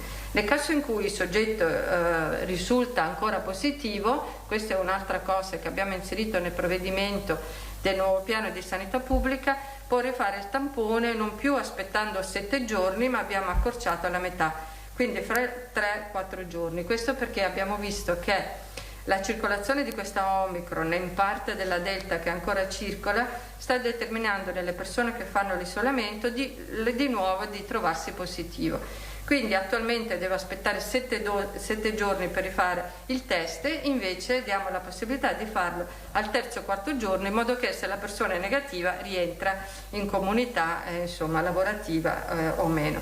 E quindi questo è un altro elemento. Poi per quelli appunto, come diceva anche il Presidente, che hanno lo SPID o le altre autorizzazioni per entrare, c'è una scheda personale. Quindi Francesca Russo, io posso cliccare se sono sintomatico o asintomatico. Questo per noi è importante perché è la stessa domanda che fa l'operatore praticamente quando telefona, e poi gli viene rilasciato il certificato, l'attestato di inizio isolamento. Se invece, questa è una differenziazione, al momento se la persona invece ha un edema, quindi il suo medico gli ha fatto già la ricetta per l'impegnativa per fare il tampone, allora a quel punto se entra nel sistema non può prenotarsi direttamente da questo, ma lo collega all'azienda ULSS, quindi perché appunto le liste sono differenti, perché voi sapete che la maggior parte delle ULSS adesso va su prenotazione per tutti i tamponi, perciò quelli che se lo prenotano direttamente senza impegnativa ci sono degli slot per questi e degli altri slot che sono invece tutto il resto per quelli che dovessero avere già l'impegnativa, perché magari l'hanno già fatta, il medico gliel'ha già fatta. Però stiamo cercando di unire i sistemi in modo che non ci siano diciamo slot separati. Comunque il sistema ti guida e ti fa tutto il percorso. È chiaro che ci fossero insomma delle incongruenze o dei problemi, via via andremo a perfezionarli. Questo è un po' tutto questo. Poi diciamo che il certificato di la negativizzazione del tampone ti permette di scaricare anche il certificato di guarigione, come dicevamo prima. Questo è molto importante perché riduce i tempi di rilascio del Green Pass e quindi dovrebbe insomma aiutarci. Per quanto riguarda la scuola, rappresenta veramente un grosso problema. Noi abbiamo questa interlocuzione aperta con questo gruppo, diciamo, degli enti nazionali che sono poi coloro che da un punto di vista sanitario portano avanti tutti gli aspetti decisionali. Abbiamo mandato le nostre proposte e la prossima settimana avremo un incontro, per cui abbiamo fatto un incontro dove abbiamo presentato come regioni, è il gruppo di coordinamento di 5 regioni a sostegno della conferenza della Commissione Salute che si interfaccia appunto col Ministero, l'Istituto, il CTS e la struttura commissariale, e quindi abbiamo presentato queste criticità e loro adesso dovrebbero dirci che cosa insomma pensano di modificare. Per quanto riguarda la scuola, una piccola modifica c'è stata anticipata ieri sera e riguarda i soggetti disabili, per cui anche in condizioni diciamo per cui la scuola ha più di 2 positivi o di 3 positivi, i disabili possono con l'organizzazione insomma della scuola, se questa lo consente, continuare in presenza. Rispettando insomma tutte le condizioni di distanziamento se sono più soggetti, comunque questo per agevolare chi praticamente nelle famiglie ha di queste situazioni. Questa è una prima modifica che appunto è arrivata ieri sera. Ecco, poi tutte le altre speriamo insomma di ridurre le quarantene e di ridurre anche il numero di test. Bene, se ci sono domande per la dottoressa Russo. Rispetto a quest'ultima cosa, come tempistica, lei dice c'è un incontro la settimana prossima, vi attendete una risposta in un senso o nell'altro? Noi ci aspettiamo una risposta positiva, perché nel momento in cui abbiamo illustrato quelle che erano le criticità abbiamo anche fatto delle proposte e abbiamo condiviso le criticità e le proposte con l'Istituto e con il Ministero. È chiaro che adesso loro avevano bisogno di fare insomma una valutazione, degli approfondimenti, ma noi insomma siamo assolutamente ottimisti sul fatto che abbiamo condiviso che bisogna andare ad una semplificazione, ad una riduzione di queste misure, soprattutto le quarantene, che non costituiscono allo stato attuale un'attività di mitigazione del rischio, mentre lo erano prima, adesso non lo sono più. E quindi diciamo che sono, oltre che insostenibili, non sono utili.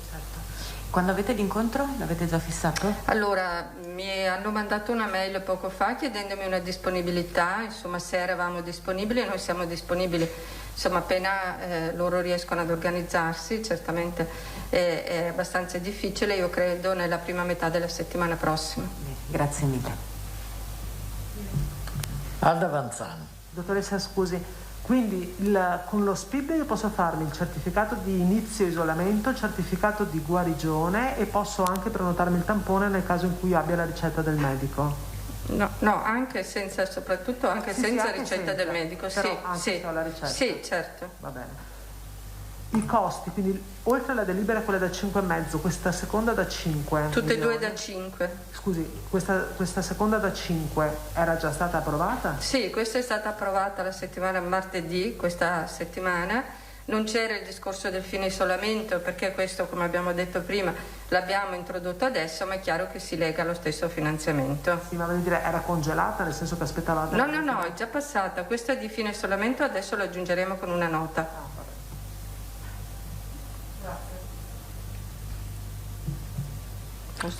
Bene, se non ci sono altre domande per la dottoressa Russo, grazie. E buona domenica. Grazie. Si è chiusa la conferenza stampa, il presidente Zaia e insieme alla dottoressa Russo le novità attese sono arrivate, 2 in particolar modo. Da lunedì sarà possibile effettuare il tampone di fine quarantena, ma anche per i contatti scolastici, quindi la quarantena per chi era a contatto di un positivo, e per i contatti scolastici anche in farmacia gratuitamente o dal proprio medico di base o pediatra di libera scelta. Sempre da lunedì in farmacia gratuitamente sarà possibile effettuare anche il tampone di fine isolamento per il soggetto che era positivo e che deve appunto accertare la propria negativizzazione prima di rientrare in società. Sempre possibile farlo in farmacia, lo ripetiamo, gratuitamente, perché copre i costi la regione, e la stessa cosa sarà possibile farla anche dal proprio medico di base o sempre dal pediatra di libera scelta. Da lunedì poi sarà possibile prenotare il proprio tampone di fine quarantena, di fine isolamento sul portale della regione. Quindi accedendo, come si è fatto finora per prenotare la vaccinazione, sarà possibile accedere inserendo i propri dati o anche attraverso lo SPID sul portale della regione, e sarà possibile prenotare il proprio tampone. Arriverà infatti, visto che ormai, lo ha detto il governatore, è saltato tutto quello che era il tracciamento, il contact tracing delle telefonate da parte del SISP ai vari cittadini positivi. Ora quei cittadini che risultano positivi al primo tampone riceveranno un messaggio che li informerà della propria positività. Verrà indicato quello che è il comportamento da seguire, e collegandosi sul portale della regione si potrà prenotare il tampone di fine isolamento per poi rientrare in società. In quel momento verrà poi chiesto se si è sintomatici o asintomatici e si procederà proprio con la prenotazione. Questo per evitare le code ai punti tampone, per velocizzare le tempistiche, per migliorare poi tutta quella che è la macchina organizzativa che ruota intorno proprio ad un caso positivo. Questa in sintesi, in estrema sintesi. Poi questa sera entreremo molto più nel dettaglio nei nostri telegiornali quello che è emerso, ma soprattutto c'è un altro dato, e questo va assolutamente dato, lo aveva detto il presidente Zaia, questa sarà una settimana decisiva per capire come va, qual è l'andamento della curva. Ebbene, la curva dà segnali di discesa. Abbiamo un'occupazione in terapia intensiva del 17%, 3 punti percentuali sotto la soglia arancioni. In area non critica l'occupazione è del 25%, 5 punti sotto alla soglia arancione. Se prima, ha detto Zaia, caricavamo in terapia intensiva 18-20 pazienti al giorno, ora ne carichiamo esattamente la metà, e oggi il dato del bollettino giornaliero parla di 14 pazienti in meno in terapia intensiva e di 21 in meno in area non critica. E questi sono i dati che tutti stavamo aspettando, e speriamo davvero che questo trend si mantenga costante e anzi continui a calare anche nei prossimi giorni. Previsioni meteo, pubblicità e poi torniamo di nuovo in diretta.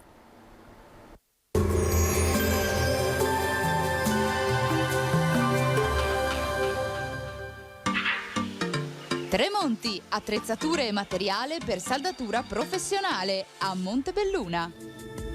Benvenuti al meteo. Sul nostro territorio prevale l'azione stabilizzante dell'alta pressione, con tempo buono e clima un po' più freddo a causa di un impulso gelido dalla Russia. Nel dettaglio sul Veneto, la grafica di sabato 22 gennaio evidenzia un contesto tranquillo. Sarà infatti soleggiato un po' su tutte le province, salvo locali annuvolamenti sui settori dolomitici di confine. Clima a tratti ventoso in pianura per il rinforzo dei venti da ovest. Temperature sostanzialmente stazionarie, minime sotto zero praticamente ovunque, massime invece tra 5 e 7 gradi. Spostiamoci ora sul Friuli Venezia Giulia, anche qui tanto sole, non sono attese piogge, il cielo si presenterà sereno o al massimo poco nuvoloso. Temperature minime tra -3 e -1 grado, massime sui 4-6 gradi. Infine ci spostiamo sul Trentino Alto Adige, dove avremo poche novità, ampio soleggiamento, nessuna novità di rilievo. Temperature minime sotto lo zero, massime sugli 8 gradi all'incirca. Dal meteo di Antena 3 per ora è tutto, grazie per l'attenzione, arrivederci.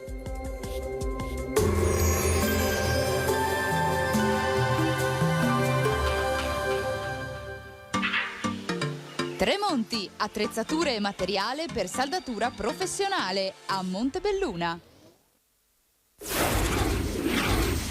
Rieccoci in studio in questa lunga diretta iniziata alle 9:45 per seguire l'inaugurazione dell'anno giudiziario in Corte d'Appello a Venezia, e poi pochi istanti fa si è conclusa invece la conferenza stampa inusuale per essere sabato del Presidente Zaia, che lo ricordiamo però sarà impegnato da lunedì tra i grandi elettori a Roma per l'elezione del Capo dello Stato, e dunque ha voluto concentrare nella giornata di oggi questo punto stampa per dare delle importanti novità. Le ricordiamo brevemente: da lunedì sarà possibile prenotare il proprio tampone sul portale della Regione, come si è fatto finora per i vaccini. Ora sarà possibile farlo anche per il tampone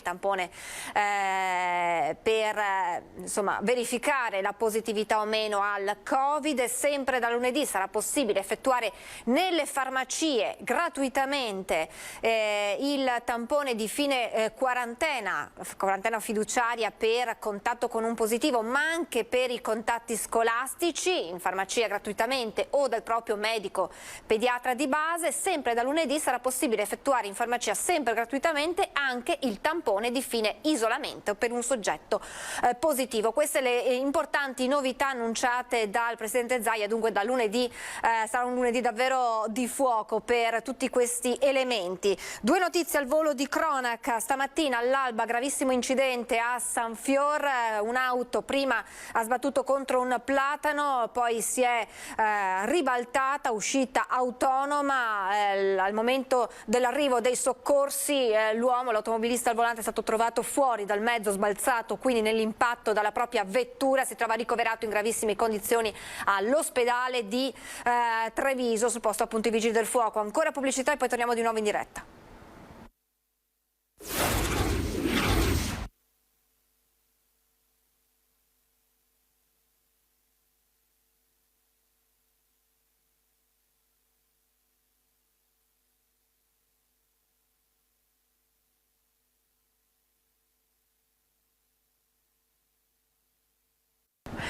Rieccoci in diretta, vi do un'altra notizia di cronaca dopo quella data pochi istanti fa del grave incidente a San Fiore in provincia di Treviso, quell'auto uscita autonomamente di strada, una persona è rimasta gravemente ferita. Sempre nella Marca trevigiana la scorsa notte intorno all'1:20 dei malviventi hanno tentato un colpo al bancomat dell'agenzia della Banca delle Terre Venete Ariese Pio X, hanno forzato lo sportello della cassa continua, ha utilizzato degli strumenti di effrazione, alla fine sono fuggiti a mani vuote, non sono riusciti a portare a termine il loro piano. Danni dunque limitati al solo sportello, indagini, lo vedete, in corso da parte dei carabinieri di Castelfranco Veneto. Continuiamo in qualche modo a parlare di Covid, di virus legati ai nostri amici a quattro zampe, insomma a quegli animali che ormai accompagnano la nostra quotidianità,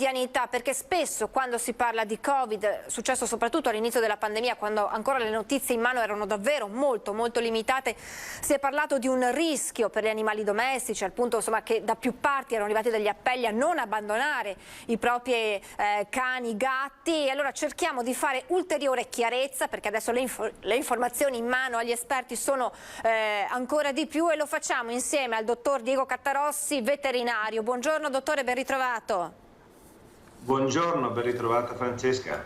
Allora dottore, iniziamo subito a capire, abbiamo visto quanti veneti siano in questi giorni colpiti dal virus, da Covid.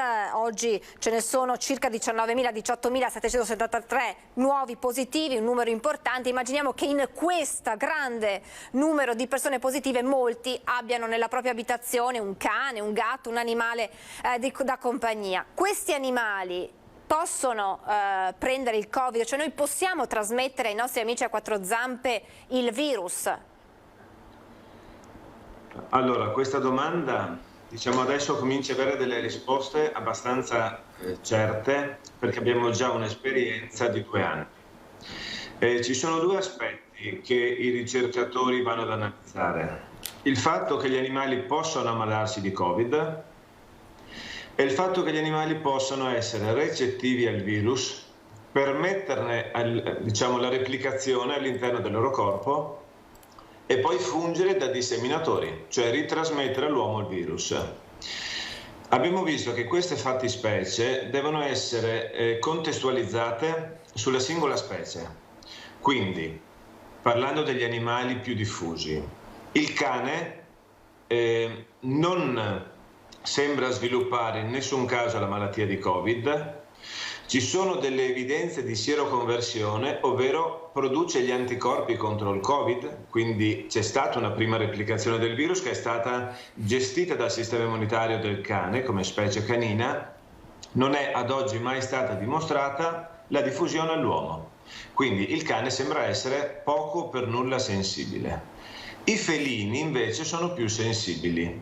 In alcuni gatti è stata dimostrata addirittura una sintomatologia sia respiratoria sia digerente, sieroconversione. Non è mai stato dimostrato il passaggio del virus all'uomo, quindi forse il gatto è un pochino più sensibile, ma non può essere pericoloso per l'uomo. E rimanendo sui felini, parliamo di animali meno diffusi ma presenti nei parchi zoologici, i grossi felini come le tigri o i leoni possono sviluppare forme di Covid assolutamente gravi, mortali, e in alcuni casi ritrasferire questa infezione all'uomo. Quando è che l'animale diventa pericoloso per l'uomo? È balzato tristemente agli onori della cronaca il caso dei visoni allevati per la pelliccia in Olanda, che non solo hanno sviluppato la malattia, ma hanno al loro interno creato delle mutazioni per cui hanno ritrasmesso agli operatori una nuova forma virale, anch'essa problematica per l'uomo, motivo per il quale purtroppo sono stati abbattuti tutti gli allevamenti di visone in Olanda per arrestare la formazione di nuove varianti. Ci sono altri animali sensibili? Rimanendo tra i mustelidi, che è la famiglia di appartenenza dei visoni, tassonomicamente parlando, abbiamo un graziosissimo animaletto da compagnia, il furetto, che già sapevamo essere sensibile all'influenza stagionale. Si è visto poter sviluppare delle forme molto gravi, ai noi mortali, anche nei confronti di questo nuovo coronavirus del Covid. Quindi l'animale più a rischio è il furetto. Anche qua devo dire che non è stata dimostrata la trasmissione dall'animale all'uomo. Ci sono altri animali sensibili? Continuamente escono ricerche che segnalano la possibile sensibilità di alcuni animali. Si è visto che il cervo a coda bianca statunitense ha un alto titolo anticorpale, è un animale praticamente endemico degli Stati Uniti. Può essere stato causa della diffusione? Ad oggi non lo sappiamo, perché solitamente ungulati e ruminanti non sono molto sensibili, però si sono trovati gli anticorpi. Quindi ancora dobbiamo sapere molto su questo Covid, inteso come anche infezione verso i nostri animali. Però le informazioni ufficiali ad oggi disponibili ci dicono che sono pochi gli animali che si ammalano, fondamentalmente primati, mustelidi e felini, e non è mai stato dimostrato, con l'eccezione del visone, il fatto che questi possano ritrasmettere l'infezione all'uomo. E aggiungo che soprattutto per persone malate la vicinanza dei loro animali è una forma di pet therapy, è un ausilio terapeutico, quindi gli animali non solo non vanno abbandonati, non vanno neppure allontanati. Quindi la persona positiva che magari ha un gattino in casa, che abbiamo capito essere quello più sensibile al virus, può tenerlo accanto a sé magari con qualche precauzione? Con qualche precauzione, perché come per ogni malattia infettiva la carica infettante, la dose minima necessaria per scatenare i sintomi è diversa per ogni specie, ma non è mai una singola particella virale, quindi è diverso respirare la stessa aria, baciare in bocca il proprio gattino rispetto a tenerlo nello stesso ambiente con un minimo di precauzioni igieniche nella gestione di questo importante rapporto affettivo. Dottore, all'inizio della pandemia, quando tutti cercavano di capire da dove arrivava questo Covid, come si era prodotto, ricordiamo le varie ipotesi, che potesse essere un prodotto di un laboratorio, che potesse invece inizialmente, lo si è detto, trasmesso nel aver avuto origine dal mercato di Wuhan, essere originato da un pipistrello. Che cosa sappiamo di più dall'origine del Covid, se ha effettivamente avuto un'origine animale?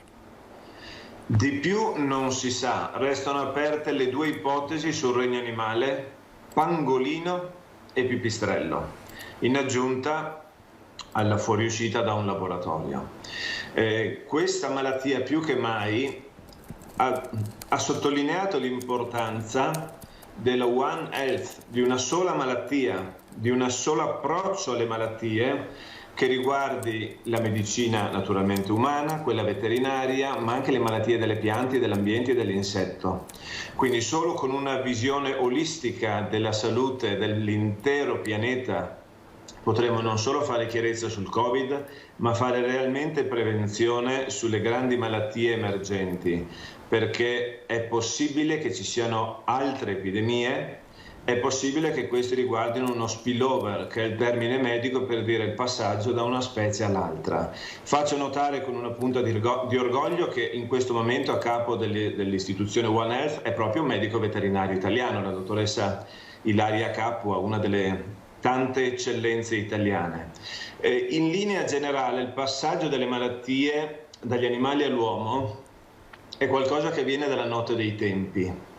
In Cina hanno ancora dinamiche di passaggio analoghe a quelle che avevano i nostri nonni, cioè una vicinanza stretta agli animali, può essere in casa, può essere nei mercati, può essere in alcune zone rurali una insufficiente igienizzazione dei prodotti di origine animale. Però vorrei segnalare che anche nella clientela, nei pazienti che io ho modo di vedere, quindi persone che si rivolgono a cliniche veterinarie per dare il massimo della cura ai loro animali, che quindi uno può presupporre essere scevere da un rischio zoonotico, quindi di passaggio di malattie dal regno animale a quello umano. Io vedo, soprattutto con questo aumento di sensibilità verso gli animali, questo aumento di attenzione e di amore, la nascita di nuovi comportamenti, quindi impensabile nella società che hanno vissuto i nostri nonni e che dovevano difendersi dalla brucellosi, dalla tubercolosi, dalle malattie di avere le galline a casa e la stalla e le mucche nella stalla, di nuovi comportamenti a rischio, perché si sono perse le norme igieniche che i nostri nonni ci avevano insegnato, il lavarsi le mani dopo aver toccato un animale prima di mettersi a tavola, il non condividere con l'animale il letto, diciamo i luoghi più intimi, il bagno. Quindi proprio perché ormai l'animale si considera parte della famiglia, si ritiene di poter avere con loro le stesse norme igieniche che abbiamo all'interno della famiglia tra esseri umani.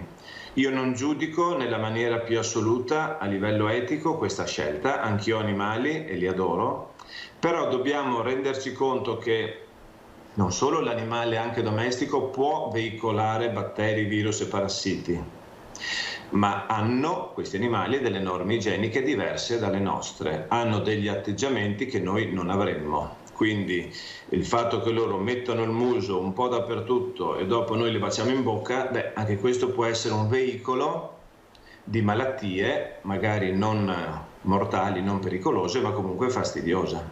Quindi invito tutti anche a fare così un po' di autocritica sul fatto che sia necessario mantenere alta la guardia a livello individuale, oltre che scientifico, sul passaggio di malattie dal mondo animale al mondo umano, che poi sempre di mondo animale si parla. Assolutamente sì, e sarò la prima a fare un po' di autocritica. Allora, dottore, veniamo ad un tema che in questo momento sta toccando tante realtà, tanti allevamenti, tante realtà produttive, e stiamo parlando dell'influenza aviaria che interessa molte aziende anche in Veneto e sta prendendo piede purtroppo anche la suina. Qual è lo stato dell'arte e quali sono i rischi reali? È un po' preoccupante, Francesca, perché noi adesso siamo molto concentrati sul coronavirus, giustamente, però è triste sottolineare come l'incidenza di altre malattie virali stia un pochino aumentando in questi anni. Quando parliamo di influenza aviare, parliamo di una malattia che taluni conoscono nelle diverse ondate con nomi allarmanti. Era un'influenza aviare la spagnola. Lo è stata la coreana e l'asiatica. È una malattia che potenzialmente può essere molto pericolosa per l'uomo e che una volta compariva ogni 10, 15, 20 anni, adesso ne abbiamo avuto dei focolai l'anno scorso e li abbiamo quest'anno. Che cos'è? Beh, è un ortomixovirus, quindi è un virus come il coronavirus. In questo momento è stato segnalato in Lombardia, Veneto e Friuli Venezia Giulia.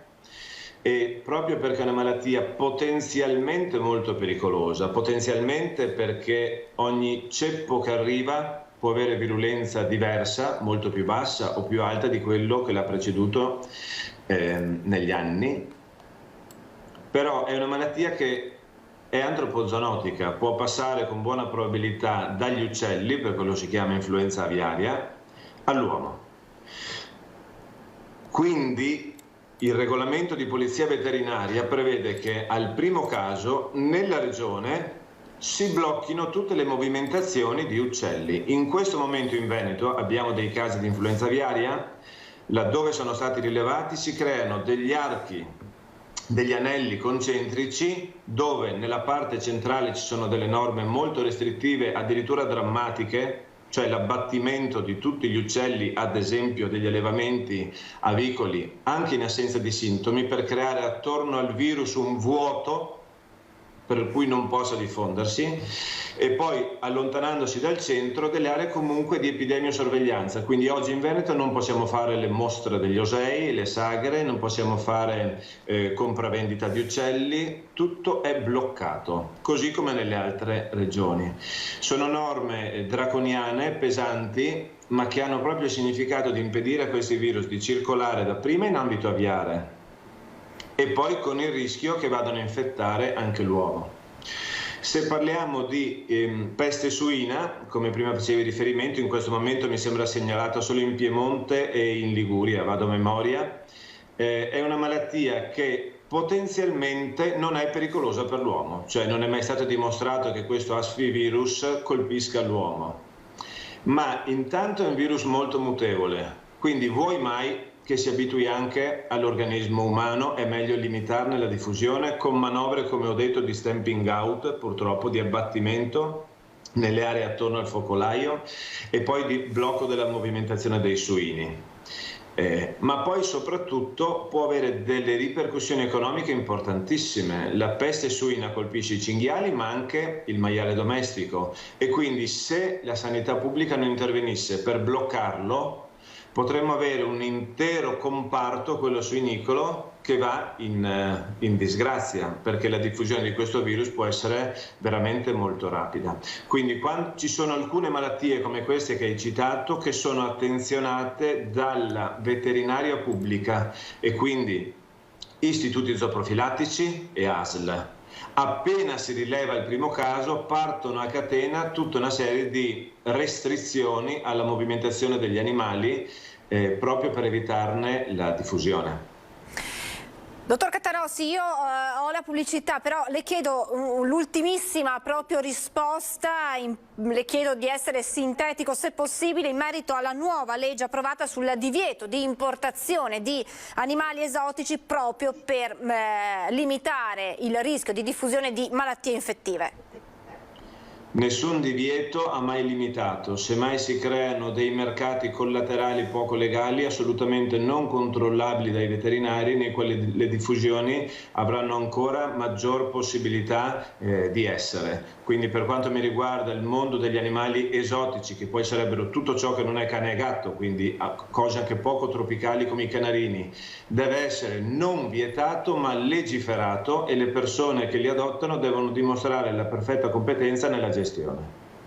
Grazie davvero al dottor Diego Cattarossi, è stato veramente molto interessante il suo intervento, abbiamo saputo molto di più sulla anche la gestione dei nostri amici a quattro zampe e soprattutto abbiamo capito ancora di più, qualcosa di più sul Covid. Grazie davvero dottore, buon lavoro, a presto. Grazie, un saluto a tutti. Grazie, pubblicità tra poco.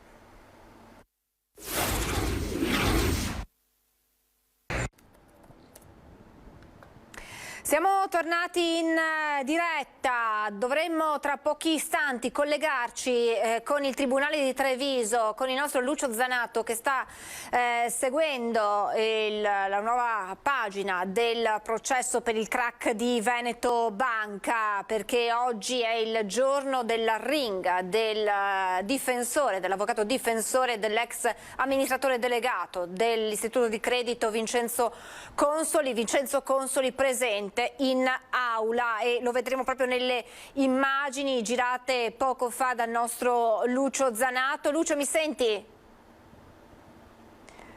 Vedo collegato Lucio, adesso vedremo insomma quelle che sono state le parole dell'avvocato di Consoli. Mi senti Lucio? Sì, ti sento. Buongiorno Francesca, buongiorno ai telespettatori di Antena 3. Sì, sono fuori dal Palazzo di Giustizia dove sta proseguendo l'arringa dell'avvocato Ermenegildo Constabile, che è l'avvocato della difesa di Vincenzo Consoli nel processo per Veneto Banca, e dove appunto Vincenzo Consoli è imputato per ostacolo in vigilanza e falso in prospetto. La frase base su cui si è, diciamo così, sviluppata l'arringa della difesa è: non si può far fuori un uomo per esigenze di sistema. Dalle 9:40 sta proseguendo tuttora, con una piccola pausa determinata dal fatto che abbiamo dovuto passare dall'aula che vedete nelle immagini a un'altra aula perché non funzionava il riscaldamento. L'avvocato constabile sta proseguendo test per test, udienza per udienza, nello smontare il castello dell'accusa e non solo, il castello dell'accusa dell'avvocato del pubblico ministero Massimo De Bortoli e della collega Isabella Cama, appunto costruito in queste ultime udienze, ma anche ad esempio della posizione di Banca d'Italia. La tesi è molto semplice: Veneto Banca funzionava e funzionava bene, si era troppo ingrandita acquisendo altre banche del territorio e quindi aveva dei problemi un po' strutturali che avrebbe potuto comunque risolvere.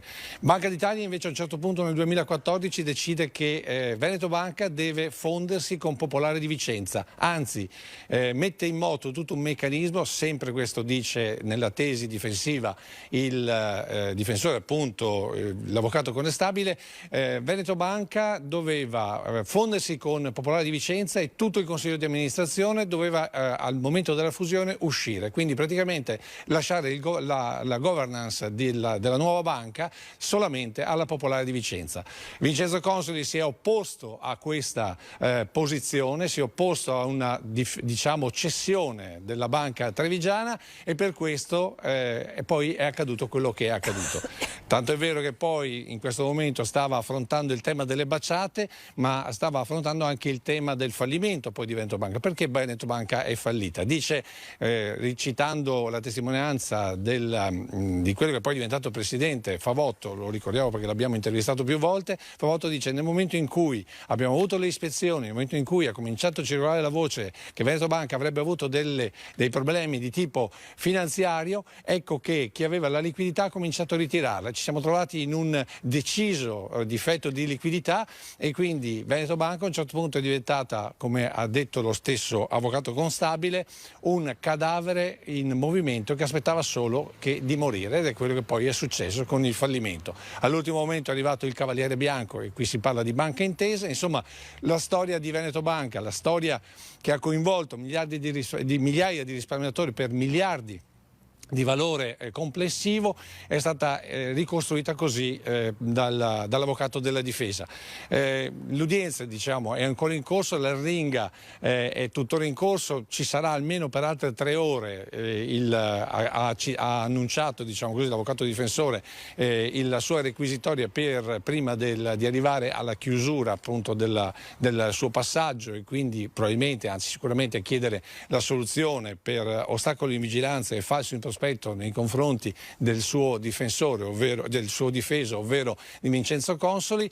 Insomma, una storia che poi rimarrà nella storia del nostro territorio, e già nella storia del nostro territorio, vista e corretta da uno degli avvocati che in questo momento, che da sempre sta seguendo diverse posizioni per altre situazioni bancarie, perché tanto per dirne uno, l'avvocato Constabile è stato ed è l'avvocato di diversi revisori di altre banche che ruotano nel territorio nazionale. Quindi stiamo parlando di un professionista che passo dopo passo sta cercando di smontare la tesi dell'accusa e non solo.